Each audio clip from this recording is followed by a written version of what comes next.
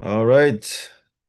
Grand rising, my fellow Elohim, my fellow Eternals. Welcome back to another sunny Sunday of the One Great I Am Awakening. I'm Chris Taylor, one of your hosts, and soon to join me is my partner in spirit and in mind, Sir Gregory Isaac Thomas McCallum, also known as Sir T, Sir Thomas, Um, that said, when he comes in, I'll have him talk with you guys briefly, as as soon as he can.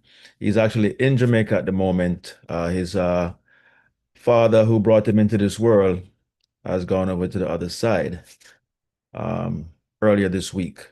So he went down there just to be with him prior to him transitioning. And so he transitioned while he was there. They were able to say their goodbyes and stuff like that. So that was wonderful. So he's actually coming back today, but he's still there at the moment. Not settled to jump online as yet, but he will as soon as he gets the chance. But I just wanted to give you guys that news ahead of time so you can give your condolences from within your heart and stuff like that. You understand? So But he's good, knowing what we know, as we're here saying, you need not to be afraid of death and hell. And his father gave him an experience or that he had, interestingly, while transitioning. It was a really cool look at the other side from this side, through the eyes of someone who's on their way there. So it's a pretty um a good revelation or um interesting development in that sense. So he could probably shed some light on that whenever he feels to or gets a chance to and stuff like that. But it was very interesting experience, for him. And he does this as a living.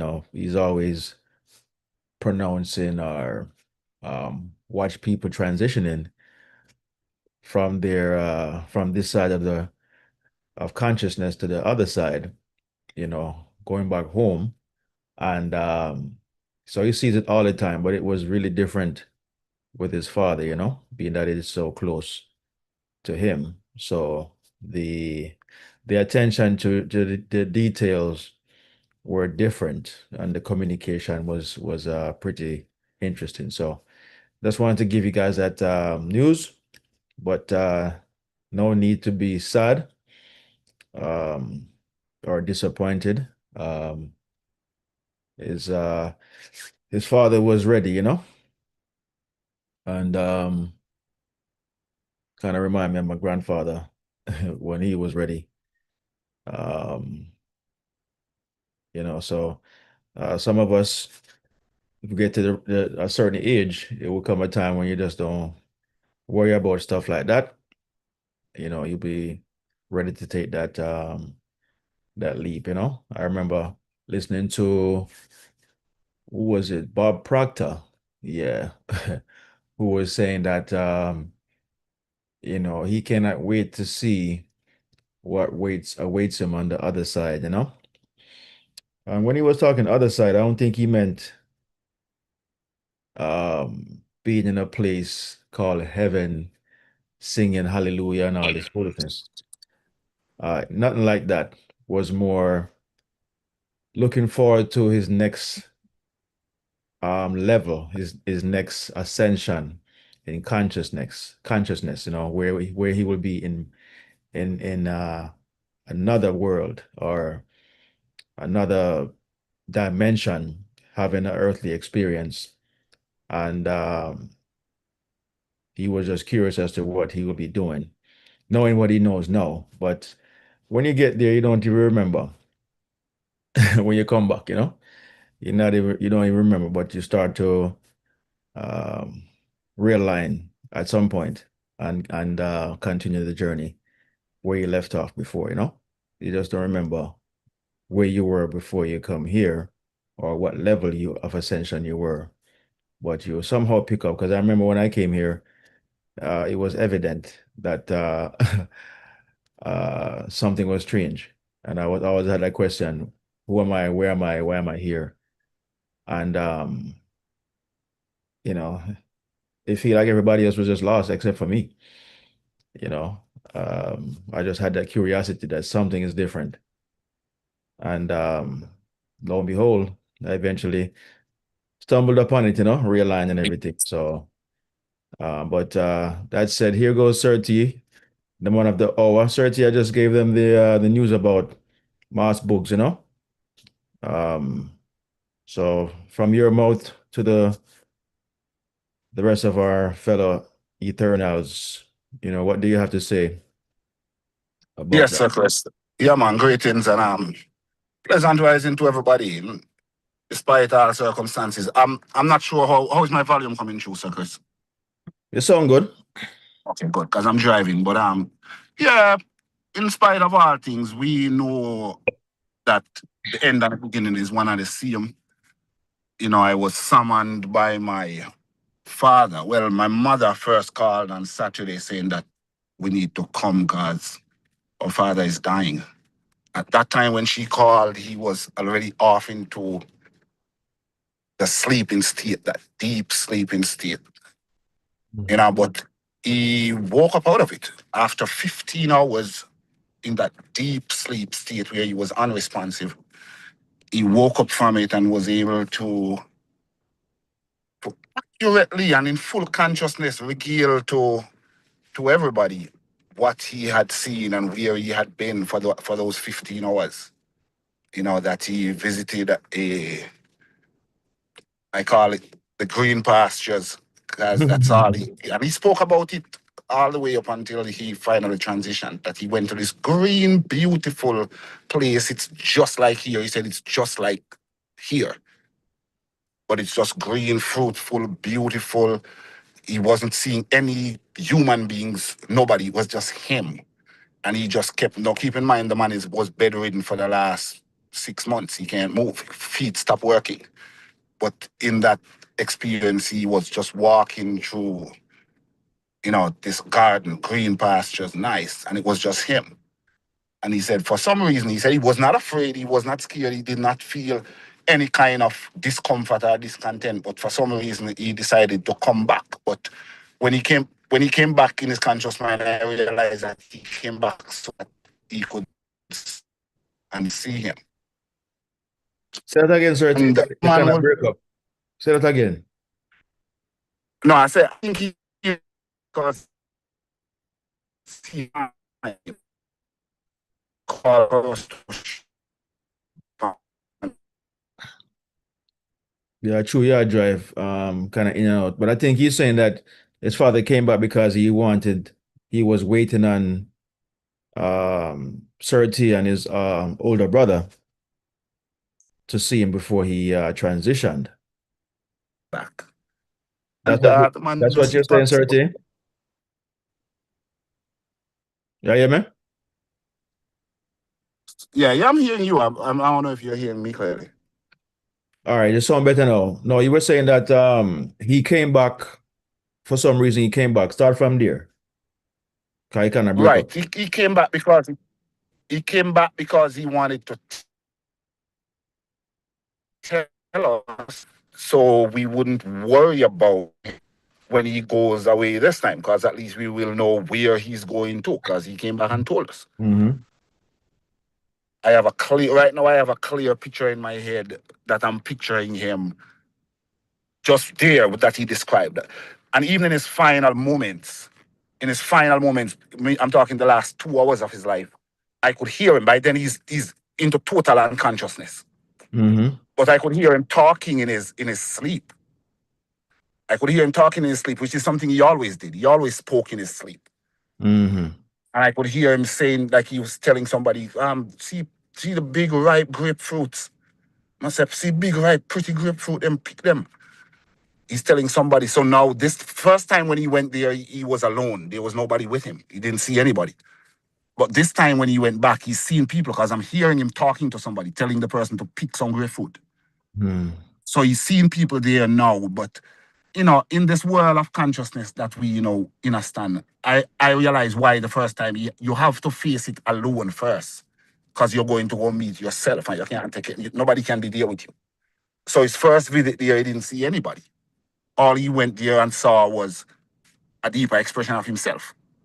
But when Mm. he went back the second time, he seen all kind of people. Because at one point, I disturbed him at one point in his sleep, and I'm shaking him, saying, "Daddy, you okay?" And he's like, where's the man when me that talked to a while ago? He said, where the Mm. man when me that talked to a while ago? I said, what man? He said, I was just talking to a white man right here, so.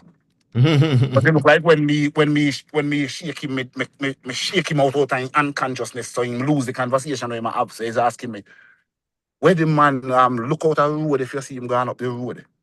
Oh. Somebody said, Daddy, the man are your friend? And he said, yes, I'm a friend. I was just talking to him. So now he's over on that side and he my friend. He my man, he my somebody walk and pick grapefruit. The man find himself at home again. And that's why this time the man didn't even return. And he had Mm. no interest.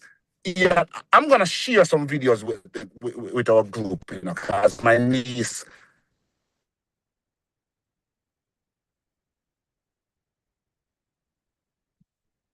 I'm going to share it with the group at some point because it is on once. Understand that these things that we teach here, we're not just teaching it out of rhetoric. See a man just come demonstrate the whole thing, shows that there no death, no hell, no none of them is something there, brother. The man couldn't wait. He couldn't wait to go back, after he went there the first time over the weekend, Sir Chris. When my Yeah. sister and my brother were leaving on Wednesday, keep in mind he's gonna die Thursday morning. Wednesday Mm-hmm. at noon, when my sister and my brother about to leave to go to the airport, him said to us, we must put him out on the veranda. And like I said, the man is really hard to get him out. We'll lift him, put him in a wheelchair, lift him out there and put him out there. And he stayed for about half hour. They said, put him back. Put him back in bed.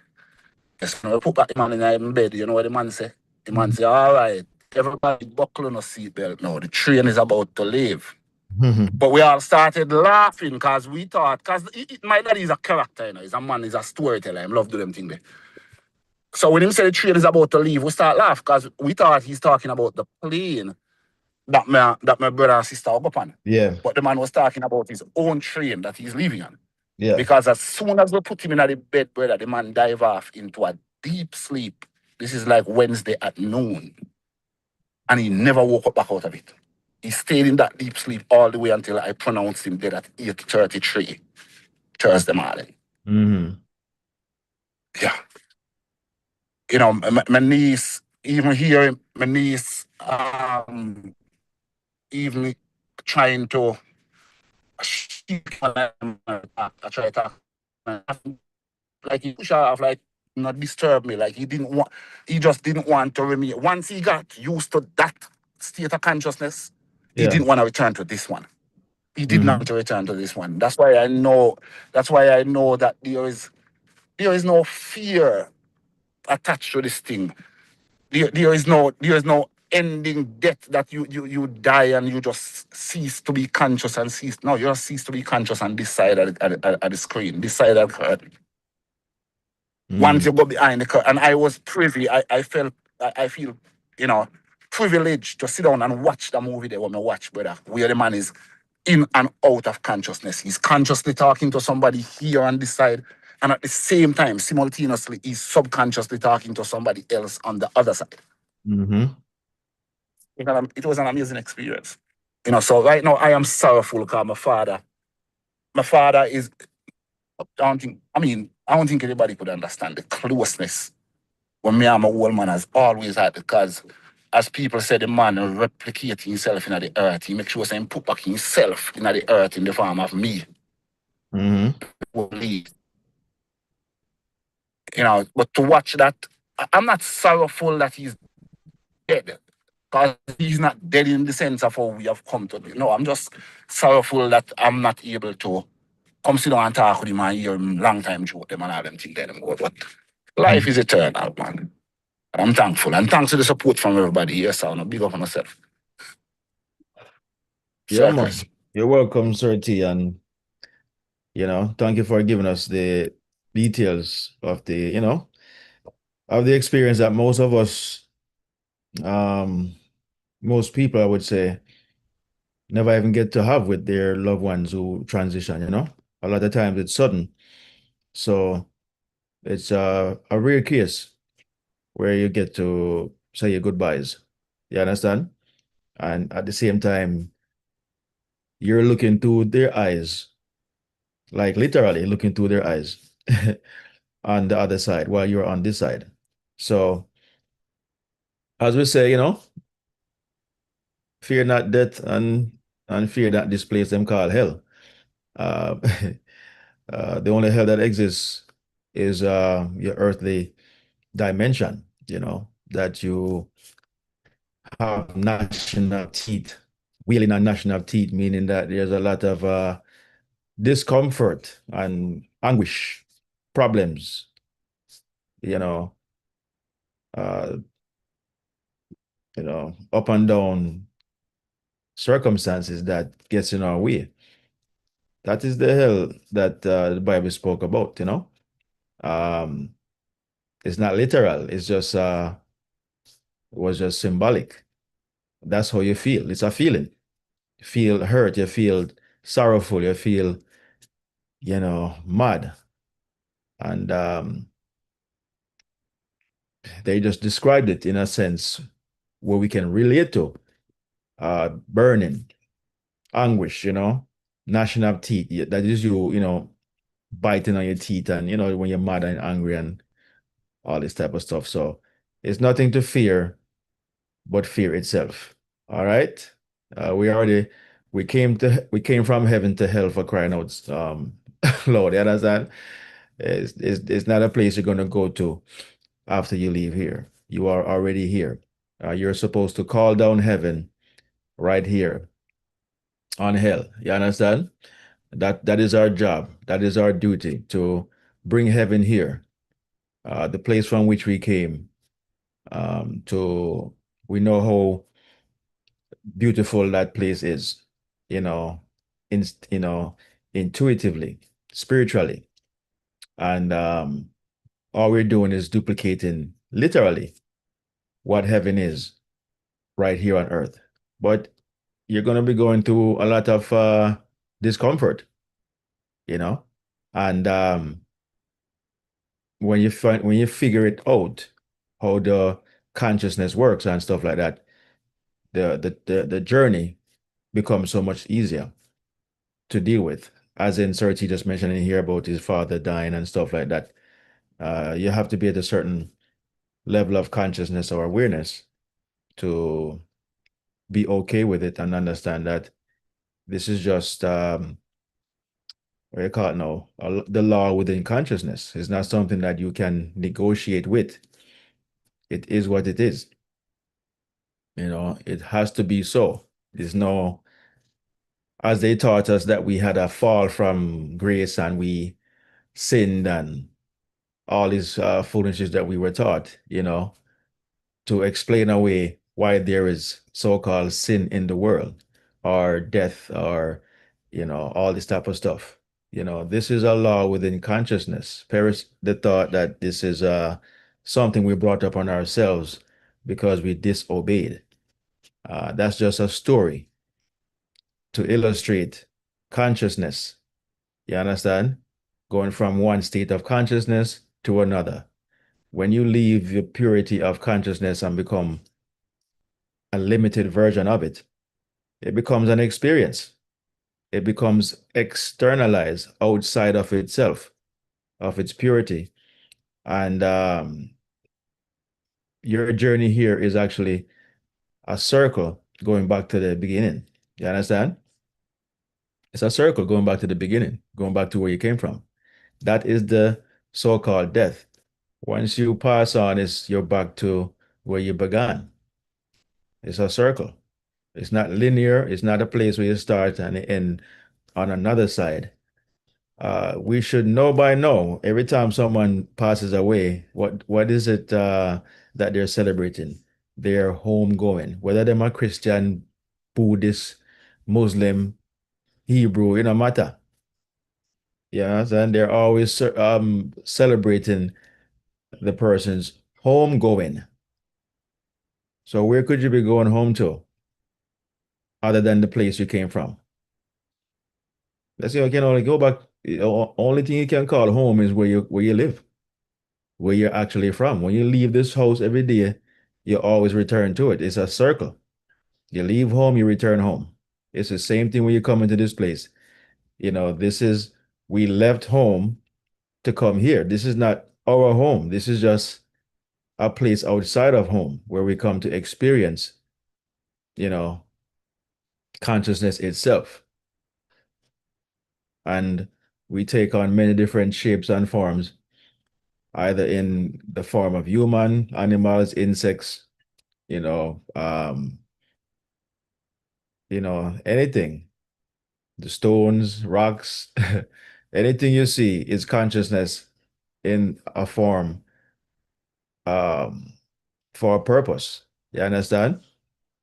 And we use it to navigate throughout our life.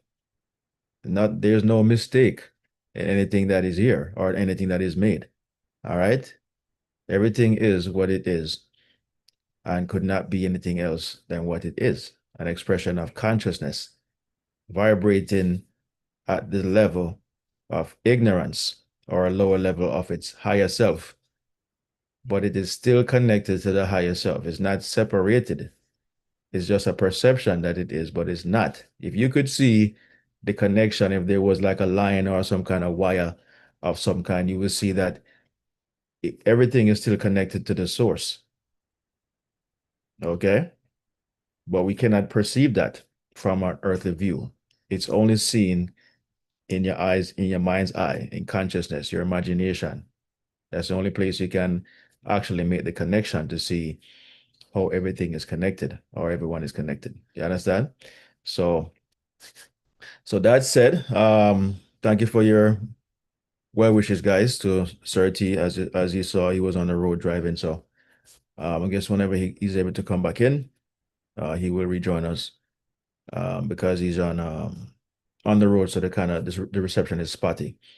So, anyways, for today's lesson, we do not have a video we're going to play today. I'm going to actually read from the 5 lessons. I've actually finally finished the book um last week, and we have some question and answer section in the back.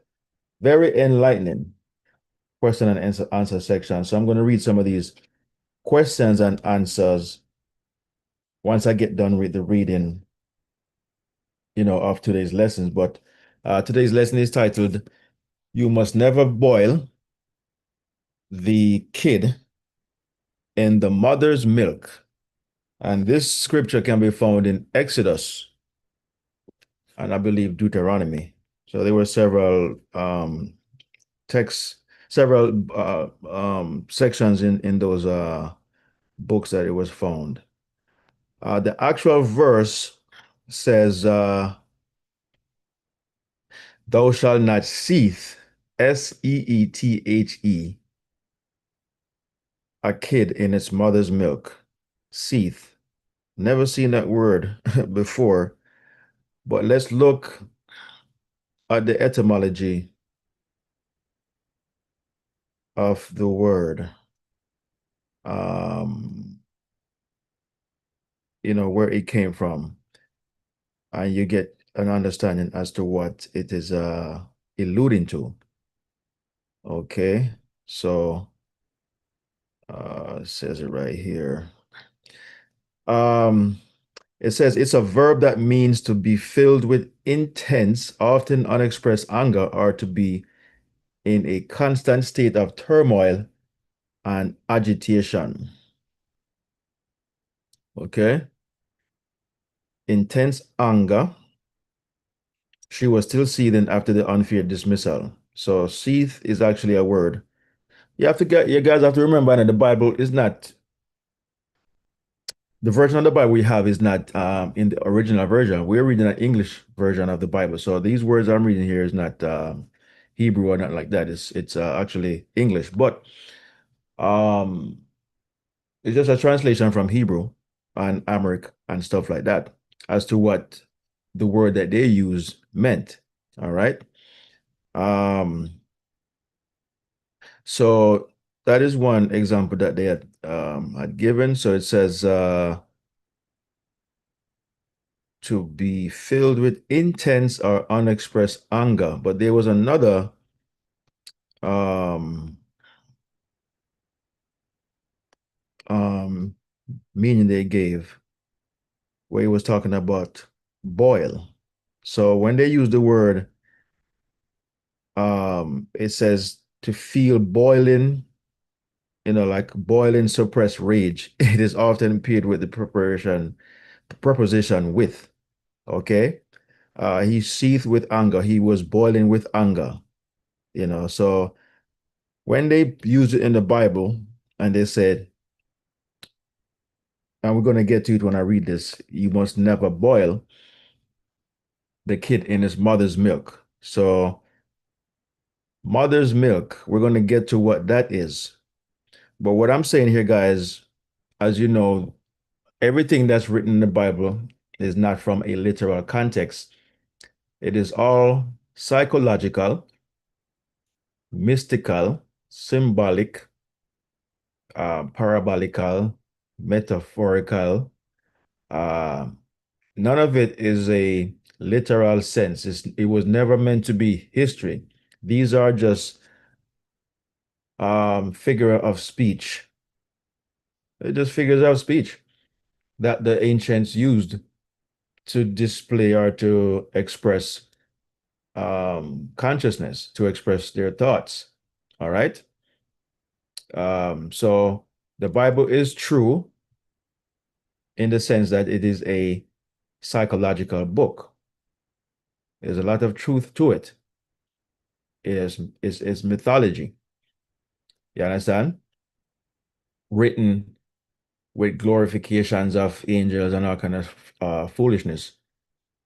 But the angels are not real. There are no such thing as angels, like with wings flying around nowhere, in no heavens anywhere. They don't exist. These are just images that we as man have made up in our minds and use it symbolically to express a higher sense of awareness. That's why the angels have wings on them. It's just a higher sense of awareness. Okay. And so the wings keep you above, keep you high. Um, they're not wings in the sense of a bird and stuff like that. Okay. It's just all symbolic. Um, so it is true, but it is not real in the sense where there is no historical facts that ever happened in the Bible. Nothing you read in the Bible has ever happened in real life, as we say in today's world. You will not find the Ark of the Covenant. You will not find Noah's Ark. You will not find anything, I guess, except for Jesus's tomb. It's probably the only thing that they really claim that they have found, and it's because it's over there in Israel. Okay, and of course his body is not there, but they claim that it is his tomb. But I'm here to tell you, it is not because he never existed. Okay, that was just made up or built or created to fool the masses into thinking that there was a man named Jesus that walked this planet, died on a Friday, and resurrected on a Sunday. And how would you know? The Bible has no such reference to a day of the week named Friday or named Good Friday or Sunday. All these things are invented or created by man for the purpose of timekeeping. All right. And so we cannot go by what the Bible writes as an historical fact because they're all symbolic. So they must represent something on a higher level of awareness. All right. And so when you read scriptures like, thou shalt not seethe the kid in the mother's milk, which was a law given to the Israelites in the Bible, in that story, we cannot take it literally because the kid here mentioned and they're mentioned here is referring to a goat or a baby goat or a baby animal or whatever the case may be. And so who would boil up kid in his mother's milk? It cannot be literal. It can't boil kid in the mother's milk. It cannot be something literal. It's symbolic, but it makes sense in the sense of consciousness, in what they're trying to convey. The message holds within it the truth. The message itself is not the truth. You can only extract the truth from it. But what you're reading is not the truth. Okay? It doesn't make any sense. But if you can get the esoteric meaning from it, that is the truth of the statement. The statement itself is not real. It's not historical. If you read it as a history book or statements made in history, then you're going to misrepresent the Bible itself. You're going to misrepresent the message that the Bible was conveying. And that's what happened to our society um, all over the globe, all these years. It has been totally misrepresented, not by ignorance, but on purpose. Because you have to understand that in order for you to lie about something, you must first know the truth. How does that make sense? Well, people always lie when they know the truth. How would something be a lie if there was not a truth involved?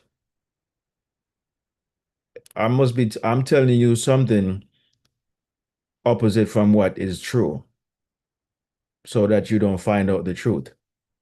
So I must know the truth, but I'm telling you something to make you believe what I'm telling you is the truth. But I know the truth. So don't make anybody fool you.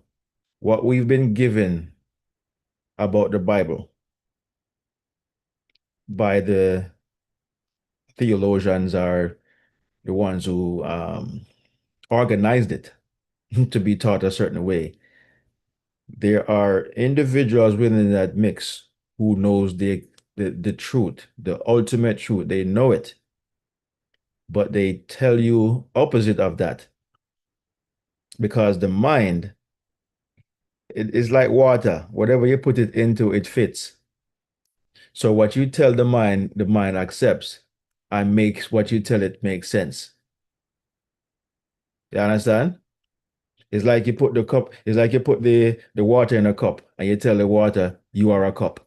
And the water believe it because it's in a cup. It does not know that it is so much more than the cup. It is only taking the form of the cup. You understand? But if you put it in something else, like a tube, it takes the form of the tube too, but it does not know that. It thinks it's just a cup.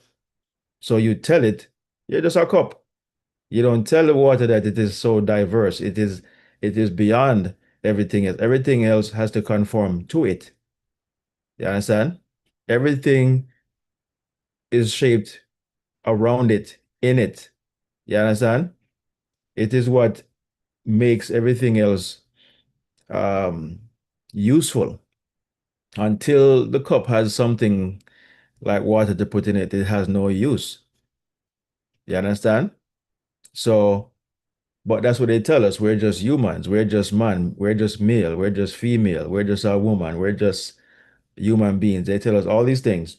And we being the cup. I mean, being water already in the cup, we think that's where we uh that's where we began. and that's where we end. We do not know that we have no beginning, we have no end. We just are. We just consciousness residing at this moment in this vessel, you know, and having an experience. But they tell us that we came here into this world by sin. And the only way to get back to glory or to to heaven is to accept our personal savior, Jesus Christ. Accept him as our personal savior, and then that's it. It's really that simple.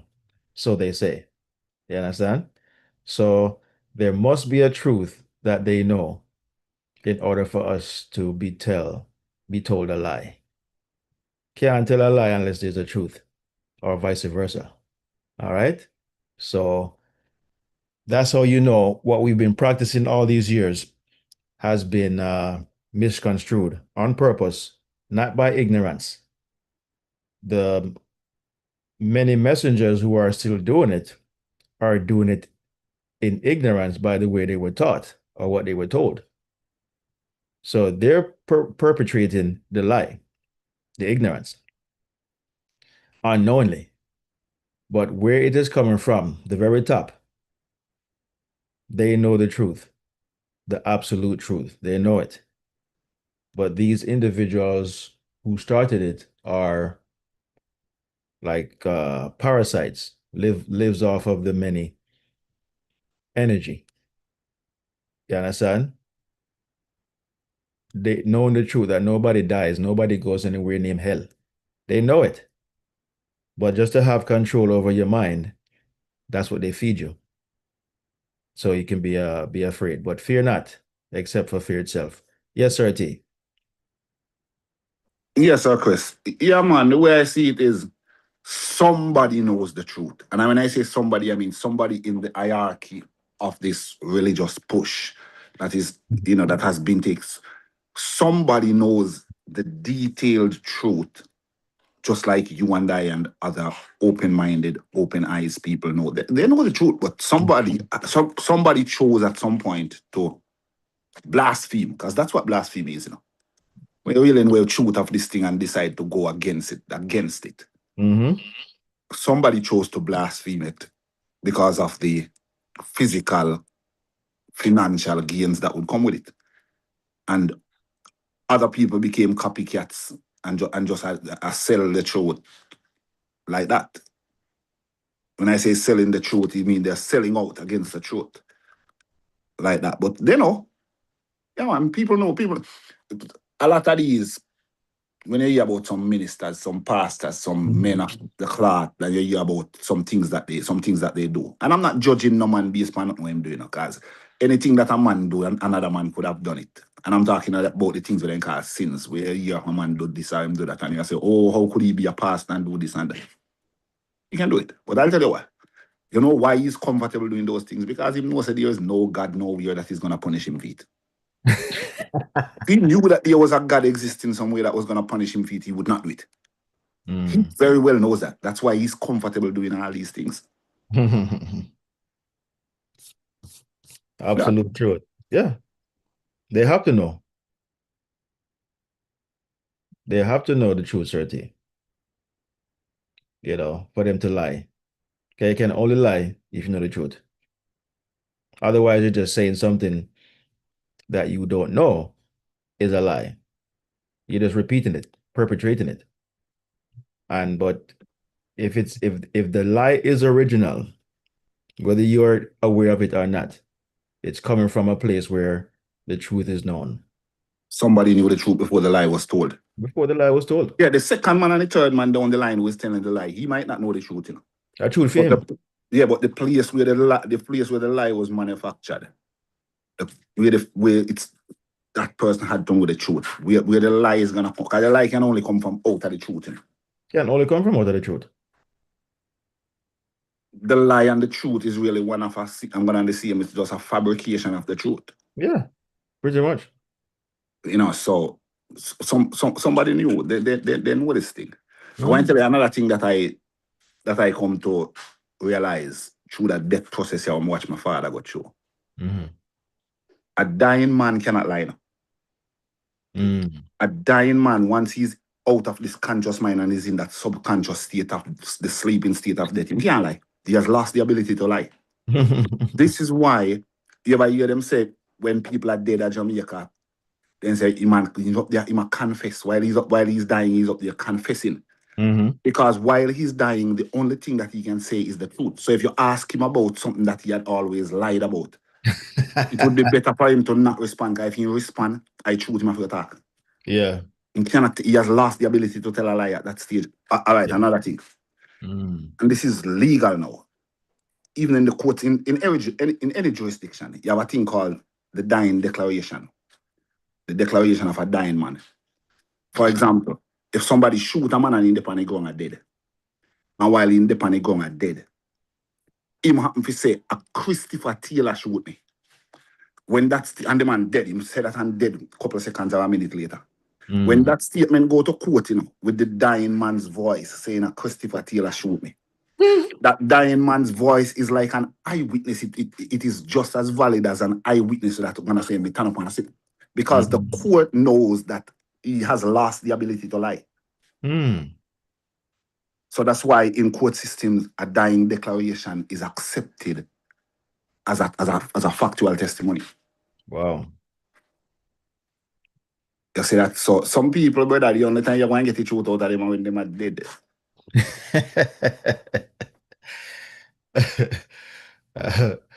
Yeah, that's it. That's an interesting concept, you know? Yeah, but we're here to tell the truth, and we don't have to die to tell it because we have come to know it. It's not something we have come to believe. We're not believer we are tell you. We know. Okay? How do we know? Because we've put it to the test. As Neville say, if you put consciousness to the test and you prove it to be fact, you prove it to work, what does it matter when someone else does not believe or does not accept that it is so? What does it matter? You've proven it to yourself. It works. That's how you know, by actually doing the work. As scripture says, be not hearers of the word only. You understand? Be ye doers of the word, not hearers only. That's what it is telling you. You hear what we're saying about consciousness and its mechanics. Don't just hear it. Try it. As Neville say, you may fail to try, but you can never try it and fail. Because it is a law that when operated, it must give you results, whether it be good, bad, or indifferent. We're not saying that the results are going to always be good. That's the dynamics and the um, infallible law of consciousness, wherein it is only going to give you the results are only going to represent or reflect, you know, in the same way you operate it. So no matter if it is we're not talking about getting um your desires. It works against you as well by not giving you your desires. You understand? It also works against you based on how you operate it because it is a law within itself and it is infallible, impartial, and can never be broken. But when you understand the mechanics of it, and you're disappointed or did not receive or have no evidence of your thing working, you must conclude that you are the one who is doing it incorrectly because the law cannot fail. You can feel the law, but the law can't feel you. You understand? The car is made to be driven, but it doesn't, it's not going to correct itself if you drive it off the cliff. You understand? Because it is made to be driven wherever you drive it. That's where it's made to go. It's following your laws. I mean your direction. You understand? So you have to give it purpose, give it direction, give it an angle and where to aim. and it does not see where it is going like a car. You understand? It's just going where you're directing it because it's just a law within consciousness. All right. So, as we're saying today, today's topic is you must never boil the kid in its mother's milk. And so we're going to get to that now. We're going to read the book. Um, this section up until we get to it with Neville. But again, this actual scripture says seeth, which is an old English term that literally means to boil, stew, or cook in a hot liquid. It is most famously used in the King James Version, thou shalt not seethe a kid in his mother's milk. Exodus 23, verse 19. Okay? And today in Israel and between Jewish people and maybe even other religions, they think it means to not eat meat and milk or eat meat and dairy. No meat, no meat, no meat and cheese. So basically, you cannot do it together, cook them together, because they take the law literally. So that's what they've interpreted to mean that you cannot cook milk and meat because they see the kid or the goat as meat. So any meat, beef, whatever, you cannot eat meat and drink milk at the same time. So that's what they literally thinks it means. Okay? Which is nonsense. All right? Um, but that's what they've taken the Bible to mean. But so we're gonna give you guys the meaning as to what it's talking about.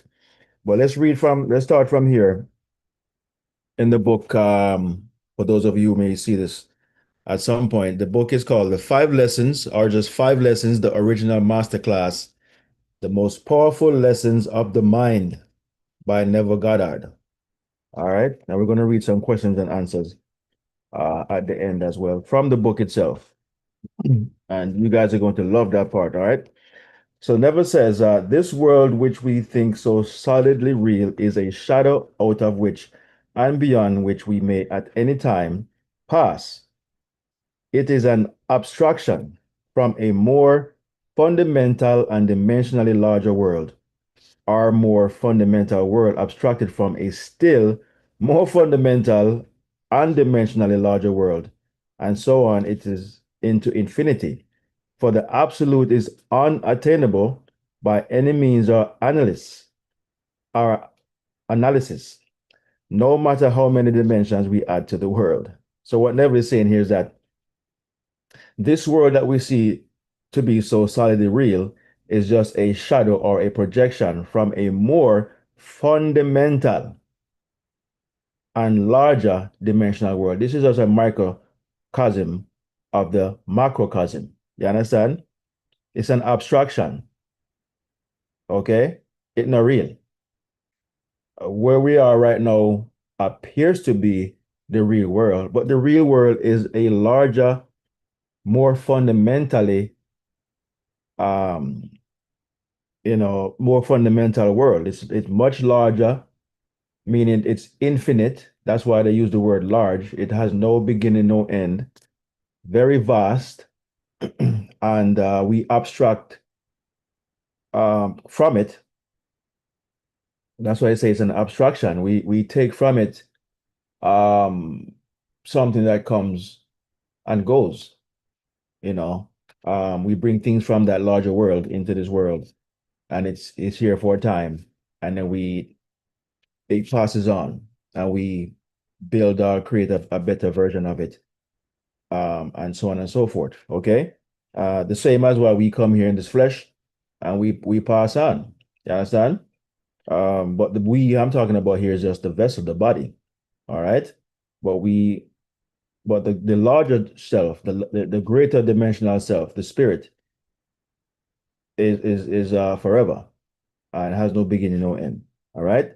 Never went on to say that man can prove the existence of a dimensionally larger world by simply focusing his attention on an invisible state and imagining that he sees and feels it. If he remains concentrated in this state, his present environment will pass away and he will awaken in a dimensionally larger world where the object of his contemplation will be seen as a concrete objective reality. So what Nev is saying there is that whatever you're interacting with right now, once you change your perception of your circumstances, once you change the perception of it, the current circumstance you're in will pass away and the new one that you're perceiving will supplant it. But your focus must be on the new perception, on the new concept of yourself. Okay? The perception must be focused entirely on the new concept of yourself. You cannot be wishy-washy. You cannot be looking at the new self and still holding on to the old self. That is you being Lot's wife who has no name, right? But Lot's wife looked back and she was frozen in a pillar of salt. And again, people think that is literal. Maybe one day they will all of a sudden find this pillar of salt that we missed somehow after so many thousands of years. We've missed, but we have finally found it. It was buried in some rock somewhere, right? They wish they could, but they wish they could find this pillar of salt of Lot's wife frozen. Because she looked back um to Sodom and Gomorrah. And Sodom and Gomorrah just represents the old self, the old idea of yourself. All right. And if you remember in the book, in that story, they had to put the blood on the door. So when um the angel of death comes through, all right, and sees the blood on your window or your door, it will spare you and only kill those that did not have the blood on the door. And it will only kill the firstborn child, not the secondborn, the firstborn. All the secondborn in Egypt, I'm sorry, all the firstborn in Egypt died that day. Okay. And people believe it's literal. Like you have to read into the story, not read the story and take it literally. You have to read into it. What is it telling you there? Is that the firstborn is what you are now. The secondborn is what you are going to be. And you can only be that secondborn if you kill the first one, meaning take your attention away from this first that you now know, okay? And direct it towards the new. All right? The blood just represent what you are now conscious of being. You have now placed your attention on a new perception of yourself, a new concept of yourself. So when the angel of death comes around, it is not going to bother with that because it sees that you're in alignment. It's only going to go to what you left to be dissolved, which is the firstborn. You understand? So it's not a literal story. It's just psychological. You applying consciousness, the mechanics of consciousness in the right context in when you're dissolving a situation to move on to another. Certi say, what did the firstborn cows and donkeys do wrong? Why were they killed? And that me want to know, what did they do? What do they have to do with Noah? Sorry, no Noah, Moses and the Israelites. And they not even belong to them. So why were they dead? All the animals and all these different type of stuff. So there you have it again. That how could people take this thing literal is beyond me. But um, let's. So it's the same basically. As you change your perception, as you change your assumption, and you focus on that, what you are now will fade away, will pass away. All right. Um. So let me see what it says there. There's a She said, what did the firstborn cows and donkeys do wrong? Why are they killed? What was the parent donkey supposed to learn from losing his firstborn? See why stories make no literal sense, you know? Oh my goodness. The animals spoken of in scripture, they just simply represents your perceptions, your conscious or unconscious perceptions, your thoughts, ideas. That's all them manifest them representing them. That's all they represent. Okay. They're not literal as they were saying. Um so never says I feel intuitively that were he to abstract his thoughts from this dimensionally larger world and retreat still further within his mind, he would again bring about an externalization of time. He would discover that every time he retreats into his inner mind and brings about an externalization of time, space becomes dimensionally larger. And he would therefore conclude that both time and space are serial, and that the drama of life is but the climbing of a multitudinous dimensional time block. So what Neville is saying is that basically time has no, it doesn't exist. There's no beginning, there's no end to it. It's just you going into your larger dimensional self. He says the abstract is starts from a dimensionally larger world, which is your truer self, your higher self is this dimensionally larger world. And as you're going into it, you're going to realize that this thing is serial. You understand? It's not it's ongoing.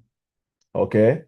But you can define the drama or the life that you want or whatever and bring it here into this microcosmic cosm of this macrocosm. This is just a projection that it's a movie that you have abstracted from your mind and you have organized it and added, actors and whatever, and made a movie out of it. But it came from a larger dimensional, conscious state of yourself. You understand?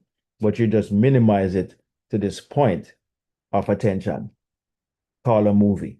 But it's coming from somewhere much larger. And you go back in and do it again and again and again, making a series, of movies or shows of a particular idea over and over, but it's coming from a larger dimensional self. All right. Scientists never went on to say that scientists will one day explain why there is a serial universe, or in these days we call it multiverse. But in practice, how we use this serial universe to change the future is more important. To change the future, we need only concern ourselves with two worlds in the infinite series. The world we know by reason, the five senses of our bodily organs, and the world we perceive independently of our bodily organs. So what Neville is saying is this world that we know by way of the senses, Earth, you know, we can change it by simply perceiving independently of this world, another world. We can perceive it while we are here, as scripture tells you, I will go to and prepare a place for you. And I will return, you know, back to you so that where I am, there you will be also. What he's saying there is that wherever your mind goes, wherever your foot treads, wherever the cloud travels to, you will disassemble from where you are and reassemble from where you left it. Wherever the cloud goes, wherever it is, that's where you will end up also. The cloud represents your mind, your awareness of being. Whatever you're being, your body will join it. Whether it be good, bad, or indifferent, it's going to join it wherever you place it. And it's from a dimensionally larger world. that you are abstracting these things from. You understand? And you end up having the experience of wherever you place your mind, wherever you're perceiving, wherever you're focusing intensely, you know, wherever you're focusing intensely. And we're going to get to that when we get to the scripture that they mentioned. We're going to focus on that word, the intensity of your focus. That's what's going to bring about that experience even quicker because it is intensified. All right. Um, and you know, the word seeth is linked to the word is something that you're doing intensely. All right. It's like an extreme focus of some kind, right? So I have stated that man has at every moment of time the choice before him which of several futures he will have. But the question arises, how is this possible when the experiences of man awake in the three-dimensional world are predetermined, as is observation of an event before it occurs implies. So what Neville is saying here is that whatever you're observing, you're predetermined. That's what he's really saying. As you're observing things in your mind, whether it be you're doing it consciously or on purpose or unconsciously, meaning that you are being led by some external force, the, the news, TV, or what people are saying, as you're perceiving it, you are predetermining your future. And oftentimes we're not conscious of this. And that's why we are we have a sudden onset, some acute experience from nowhere that is sometimes good and many times not good. You understand? So it is saying that as we observe, we're predetermining what is going to occur in our lives. We just don't know that we're doing it. We're not aware. So this ability to change the future will be seen if we liken the experiences of life on earth to this printed page, meaning man experiences events on earth singly and successively in the same way that you are now experiencing the words of this page. Imagine that every word on this page represents a single sensory impression. To get the context, to understand my meaning, you focus your vision on the first word in the upper left hand corner and then move your focus across the page, from left to right, letting it fall on the words singly and successively. By the time your eyes reach the last word on this page, you have extracted my meaning. Okay? So what Neville is saying is that, as you're perceiving and stuff like that, you're going to come to an end based on your perception, and consciousness is going to extract from it, the meaning by the way that you were using your perception. Never went on to say, but suppose on looking at this page with all the printed words thereon equally present, you decided to rearrange them. You could, by rearranging them, tell an entirely different story. In fact, you could tell many different stories. So Neville is basically saying that consciousness is like this page that you are medsing. And based on how you meds it, you can rearrange the consciousness into a particular outcome. So the consciousness is not fixed. You understand? It can be rearranged um, in your light image and likeness, to use that statement.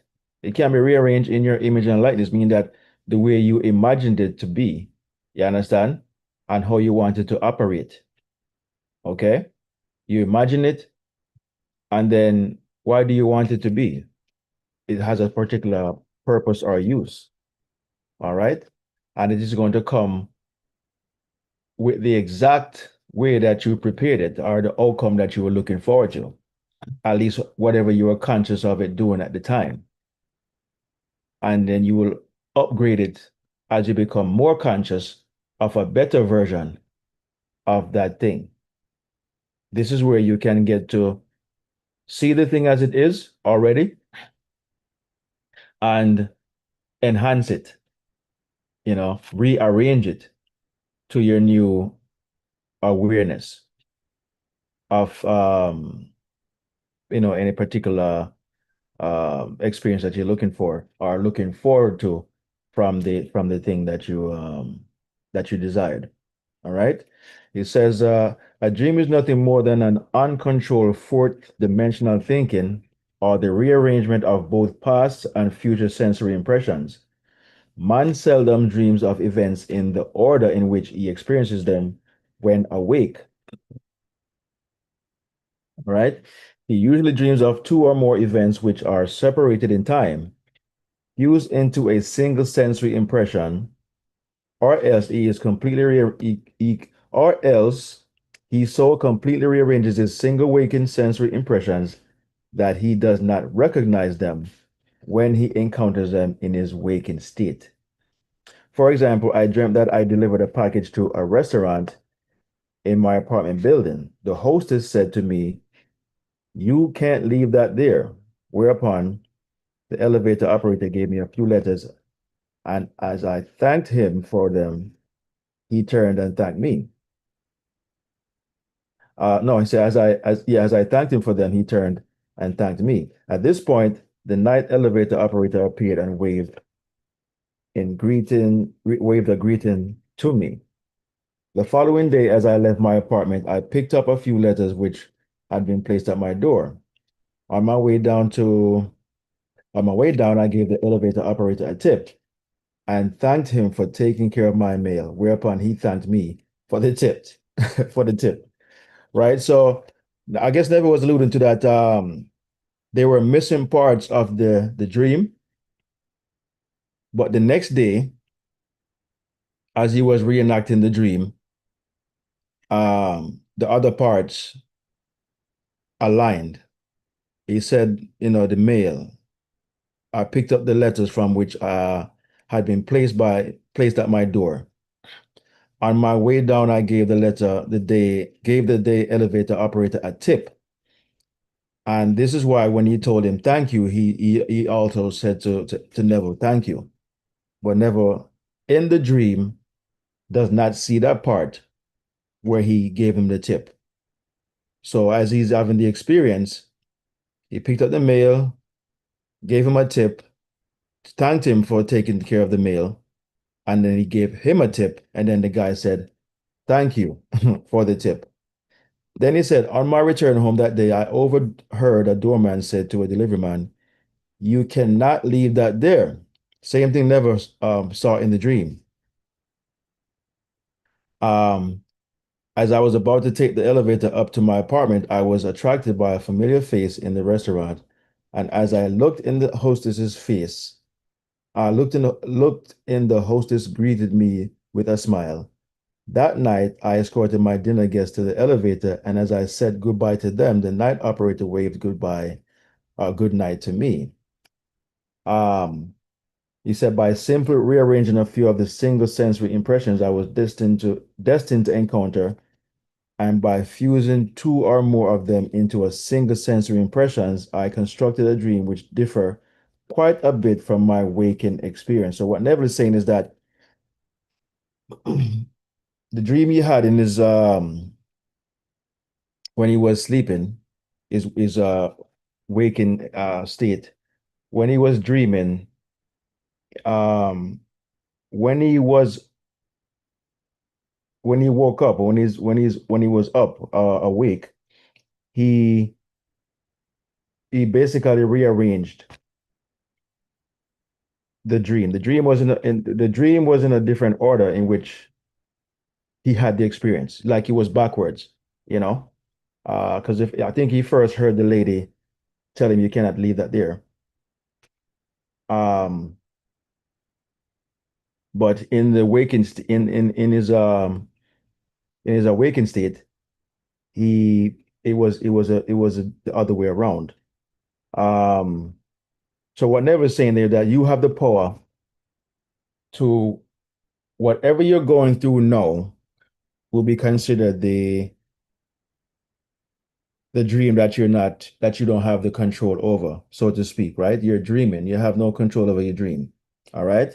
So you're having a circumstance here or an event right now, but you can literally pull from the larger state, the larger or greater dimensionally larger self.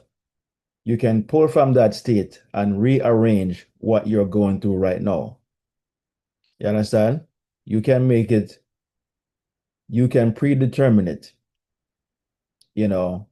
Never call is also revision. You can revise, the past. What is the past? Something that has already happened. It's already happened, but the happening is still around. It's still a present um, hindrance. It's a state that you are experiencing, but it has already happened. But you can consciously rearrange it by drawing from or extracting from the larger dimensional self, the fourth dimensional self. And in time, because time is slow when you use consciousness, it slowly changes. You will have no this the experience that will supplant the one that is not so lovely. You understand? That new experience will now come and dissolve the old one that you no longer wish to experience. Okay? And so that's what Neville is saying here that, you know, liking what you're having, the experience that you're having as a dream. And if it's a dream, that means to say it is not real. And you can rearrange the dream because it's not fixed. It's not as solidly real as we think it is by the way we perceive this realm. It's not solidly real as we think it is. It's very pliable, very malleable. Okay, we can change it by simply changing our focus. Okay, from the experience that we're currently having. You know, crossing over from the old state into the new, the Passover, passing over from one state of being to the new state of being. Remember, we did this some months ago, maybe not that long ago, but Barabbas or Jesus, where they said it's a custom on the day of the crucifixion to have a prisoner released. Okay? And it is called the Passover. The prisoner that you're releasing is the old state that you held captive in your consciousness. And because you held it captive in your consciousness, it remained an experience. Now, on the day of the Passover, meaning on the day that you finally decided, I'm going to crucify a new state to myself, which is consciousness. I'm going to crucify this state to my consciousness so that my consciousness can make it alive, can give it life. You have to first release the old state because it cannot serve two masters. Okay? So on that day, you release the old state, which is Barabbas, to the crowd. You understand? The crowd are just old states that you have given away or released over a period of time. They're going to always be there hollering for the new state, for the old state to come to them because they are old states that you released, a bunch of different states that you released in other times, okay, before. And so they're going to be clamoring Send the old state over here because it belongs with us, where all of us are from the old state. Give us Barabbas. Crucify Jesus. Jesus is your new state of being, your new state of awareness. So that's what Neville is saying here, that life is a dream. And though it might seem like it's predetermined because of your previous perception or concept of yourself, and then it come to pass, it come to be, you can still rearrange it like you can do on this page. You can take all these words and rearrange them by subtracting and or adding, you know, other words in between the words that are currently here and change their meaning. You're just taking away a few words and adding some words in between what already exists, but you change the meaning so subtly, and then it will play out on how you change it. So we're always in control of how we use consciousness. It's just that we are not, we haven't given ourselves the authority to control consciousness because we have given away our authority to an external God, which is blasphemy. We don't know that we are the God that has to take control of itself. But in ignorance, you're giving your control to a self that does to a God that does not exist, that can never change anything for you until you change it yourself. Or if that's not done, you're going to remain as you are. All right. So it says, when we have learned to control the movements of our attention in the fourth dimensional world, we shall be able to consistently create circumstances in the three-dimensional world, which is this world. We learn this control through the waking dream, where our attention can be maintained without effort. For attention minus effort is indispensable to change in the future. We can, in a controlled waking dream, consciously construct an event which we desire to experience in the three-dimensional world. So it says we can, in a controlled waking dream, consciously construct an event which we desire to experience in the three-dimensional world, meaning this world. The sensory impression we use to construct our waking dream are present realities displaced in time or fourth dimension or in the fourth dimensional world. All that we do in constructing the waking dream is to select from the vast array of sensory impressions those which, when they are properly arranged, imply that we have realized our desire. Meaning that once you properly rearrange or conceive in your own mind and have the feeling of the wish fulfilled, it is then you have implied that you have realized your desire.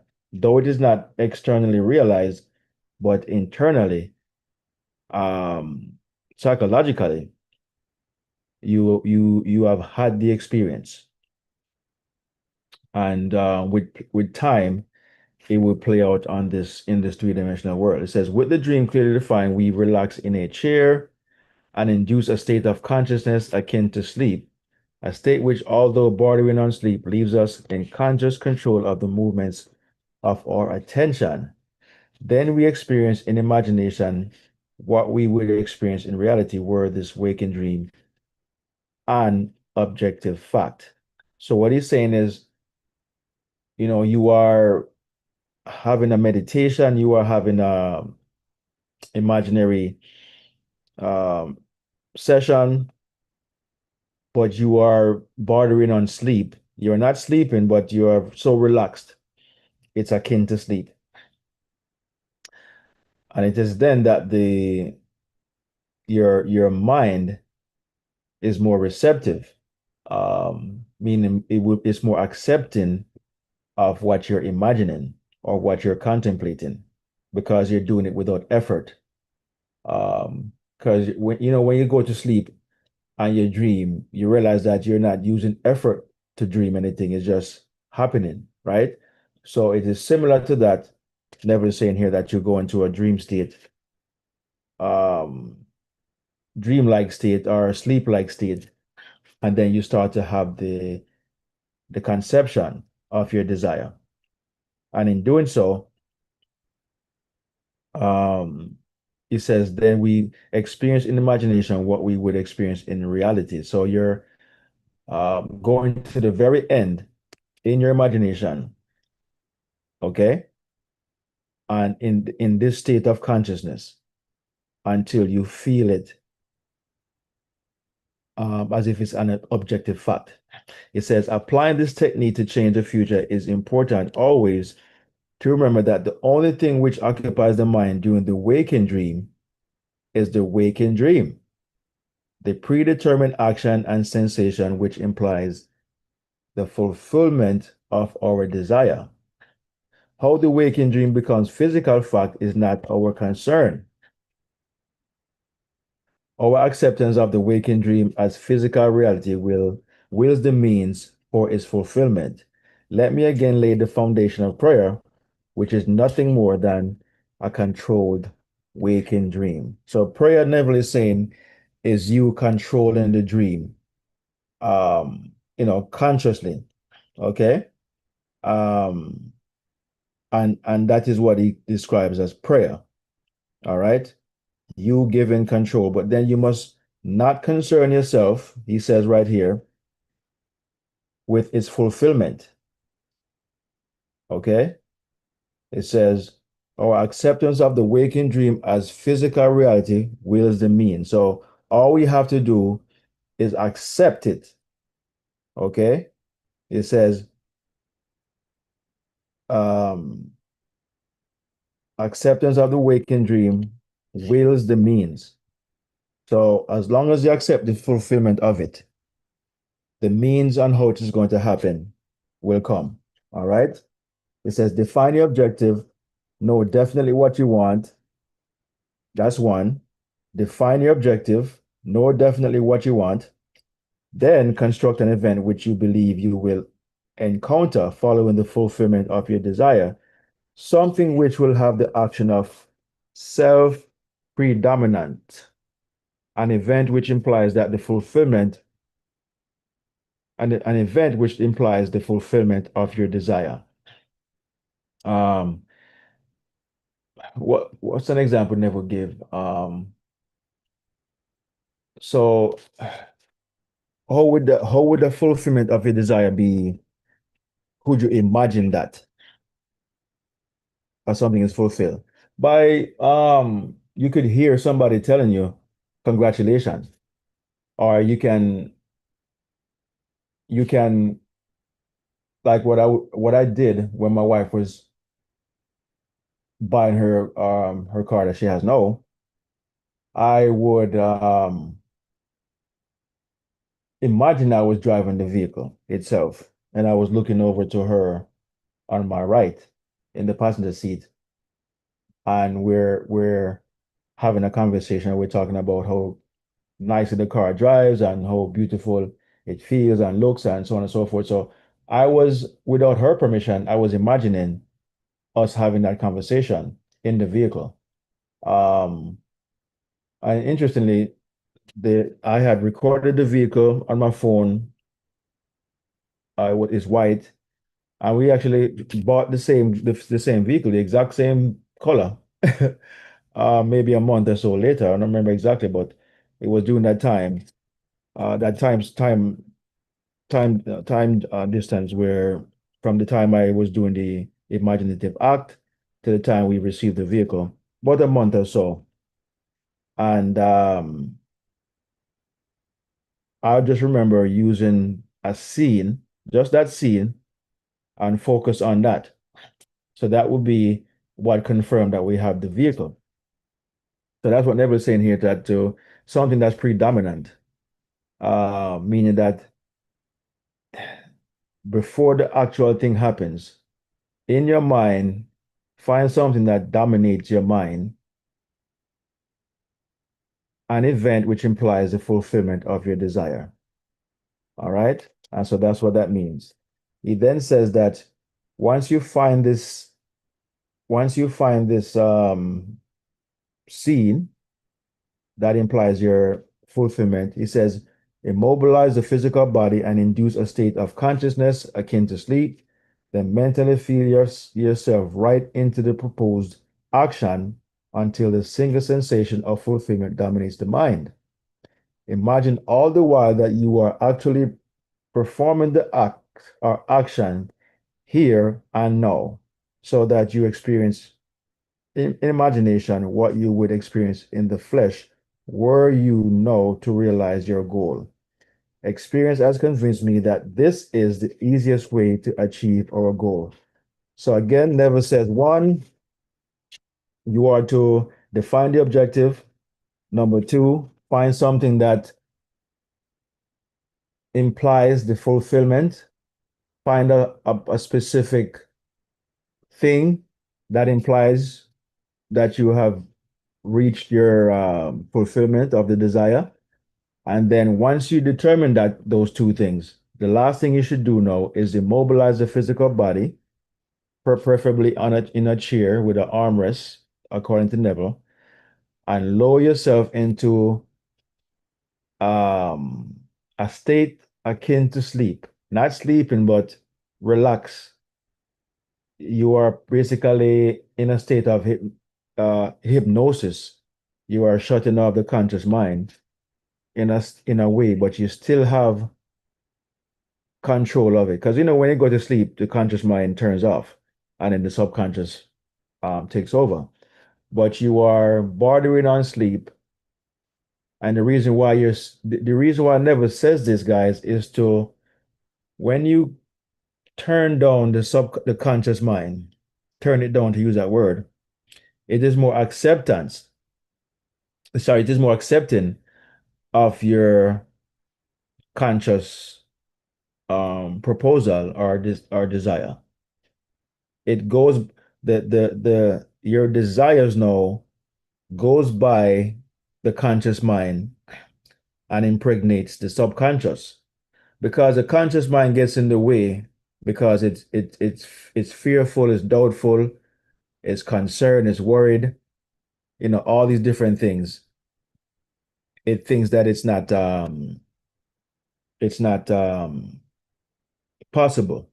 And so it gets in its own way of its desires. So once you go into this sleep-like state, it relaxes and allows what you're consciously desiring to enter into your subconscious mind, and thereby it then um, goes about its way to create its fulfillment. All right. So it says, how many, however, my own many failures would convince me will sorry, my many failures would convict me were I to imply that I have completely mastered the movements of my attention. But I can, with ancient teacher says, this one thing I do, forgetting those things which are behind and reaching forth unto the things which are before, I press towards the mark for the prize. So what Neville is saying here, guys, that um he has not always fulfilled his desires or always achieved the goal, but he put that into the past. He does not let past failures or unsuccessful attempts of reaching your desire determine if he's ever going to be successful in anything. He puts that behind him, forgetting those things which are behind and reaching forth unto those things which are before, meaning ahead, his desires, and press forward the mark for the prize. This is Philippians 3, verse 13 and 14. So this is a scripture that Neville has drawn from to show that scripture was telling us to not concern ourselves with the fact that we have failed many times in bringing forth our desires, but to only concern ourselves with going forward, with what we have in front of us, but just make sure that we are applying the technique um, until we become successful. So it says, again, I want to remind you that responsibility to make what you have done real in this world is not on your shoulders. Again, I want to remind you that the responsibility to make what you have done real in this world is not on your shoulders. Do not be concerned with the how you have assumed that it is done. The assumption has its own way of objectifying itself. All responsibility to make it so is removed from you. All right. There is little, there is a little statement in the book of Exodus which bears this out. Millions of people have read it or have had it mentioned to them throughout the centuries, have completely misunderstood it. So this is where we drew our topic of today from. We'll just have a few more pages to go, and then I'll be done here. But it says, it is said, steep not a kid in its mother's milk. Our topic today is you must never boil a kid or the kid in the mother's milk. Scripture says it this way, thou shalt not seethe, seethe, that's one word. Thou shalt not seethe a kid in his mother's milk. Exodus 23:19. Unnumbered millions of people misunderstanding this statement to this very day in the enlightened age of 1948 will not eat any dairy products with a meat dish. It is just not done. They think the Bible is history. And when it says, steep not a kid in his mother's milk, milk, the products of milk, butter, cheese, etc., they would not take at that time, they will not take at the time they take the kid or any kind of meat. In fact, they even have separate dishes which would cook, which to cook their meat. But you are now about to apply it psychologically. So now we're going to get into how to apply what it says here, thou shalt not seethe a kid in his mother's milk. You are now about to apply it psychologically. You have done your meditation and you have assumed that you are what you want to be. Consciousness is God. Your attention is like the very stream of life or milk itself that nurses and make alive that which holds your attention. In other words, what holds your attention has your life. Let's say that again. You have done your meditation and you have assumed that you are what you want to be. You now assume what you want to be. Remember that consciousness is God. Your attention is like the very stream of life or milk itself that nurses and makes alive that which holds your attention. So whatever you are attending to, okay, or whatever you're giving your attention, you are giving it life. So in other words, what holds your attention has your life. Your attention is a life-giving spirit, okay? And what you are giving it to or paying attention to, you are enlivening. You are bringing it to life or keeping it alive. Either way, either you're bringing it into being or you're keeping it into being. You understand? You're keeping it alive. So throughout the centuries, a kid has been used as the symbol of sacrifice in the Bible.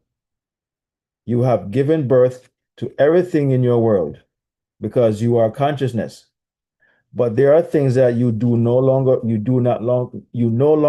wish to keep alive, although you have mothered and fathered them. Okay, it says there are things that you no longer wish to keep alive, even though you're the one that brought them into this world. You are a jealous father that can easily assume or consume, his children. It is your right to assume, it is your right to consume what formerly you express when you did not know better.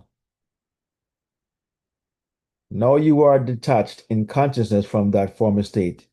It was your kid, it was your child. You embodied and expressed it in your world. But know that you have assumed that you are what you want to be. You have a new perception or concept of yourself. Do not look back on your former state and wonder how it will disappear from the world. Okay? For if you look back and give attention to it, you are steeping once more that kid in its mother's milk. So that's what he was saying, that you shall not steep, which is to soak or place something into something, right? Do not steep the put the baby in the mother's milk. Do not let your former state of being rest in your consciousness, meaning do not give it attention because um and again the word seeth means intense, you know. You are intensifying this present experience with emotions, with attention, with your consciousness. And all you're doing is keeping it alive in your world. All you're doing is giving it more vigor, more energy, more reasons to stay alive. Okay? So to put the kid in the mother's milk, it simply means that you are holding on to the old you, the old conception of yourself. All the while you're thinking of a new conception of yourself, but you're still holding on to the old one. You're still putting it in the mother's milk. The mother's milk is what keeps the baby alive. What is the baby? Her concept of herself. The baby came from her. The baby looks like her. You understand? So it is symbolic. Whatever comes from you is your baby, is your kid. You are the one that gave it human parentage. You understand? You brought it into this world by the way of your perception of yourself. Now, if you desire, and this is whether it was conscious or not, but let's just say it's something you brought upon yourself unconsciously, and you know it, that this thing is present, a present perception or a present experience in your life. Do not pay it no mind. Do not pay it attention, meaning, yes, you know the experience is here, you're having it and whatnot, but do not give it emotions in terms of why me, or I can't believe this, or you have this anger or hurt or um, this attachment to this thing. It irks you, it makes you angry, so on and so forth, and you're wallowing in it.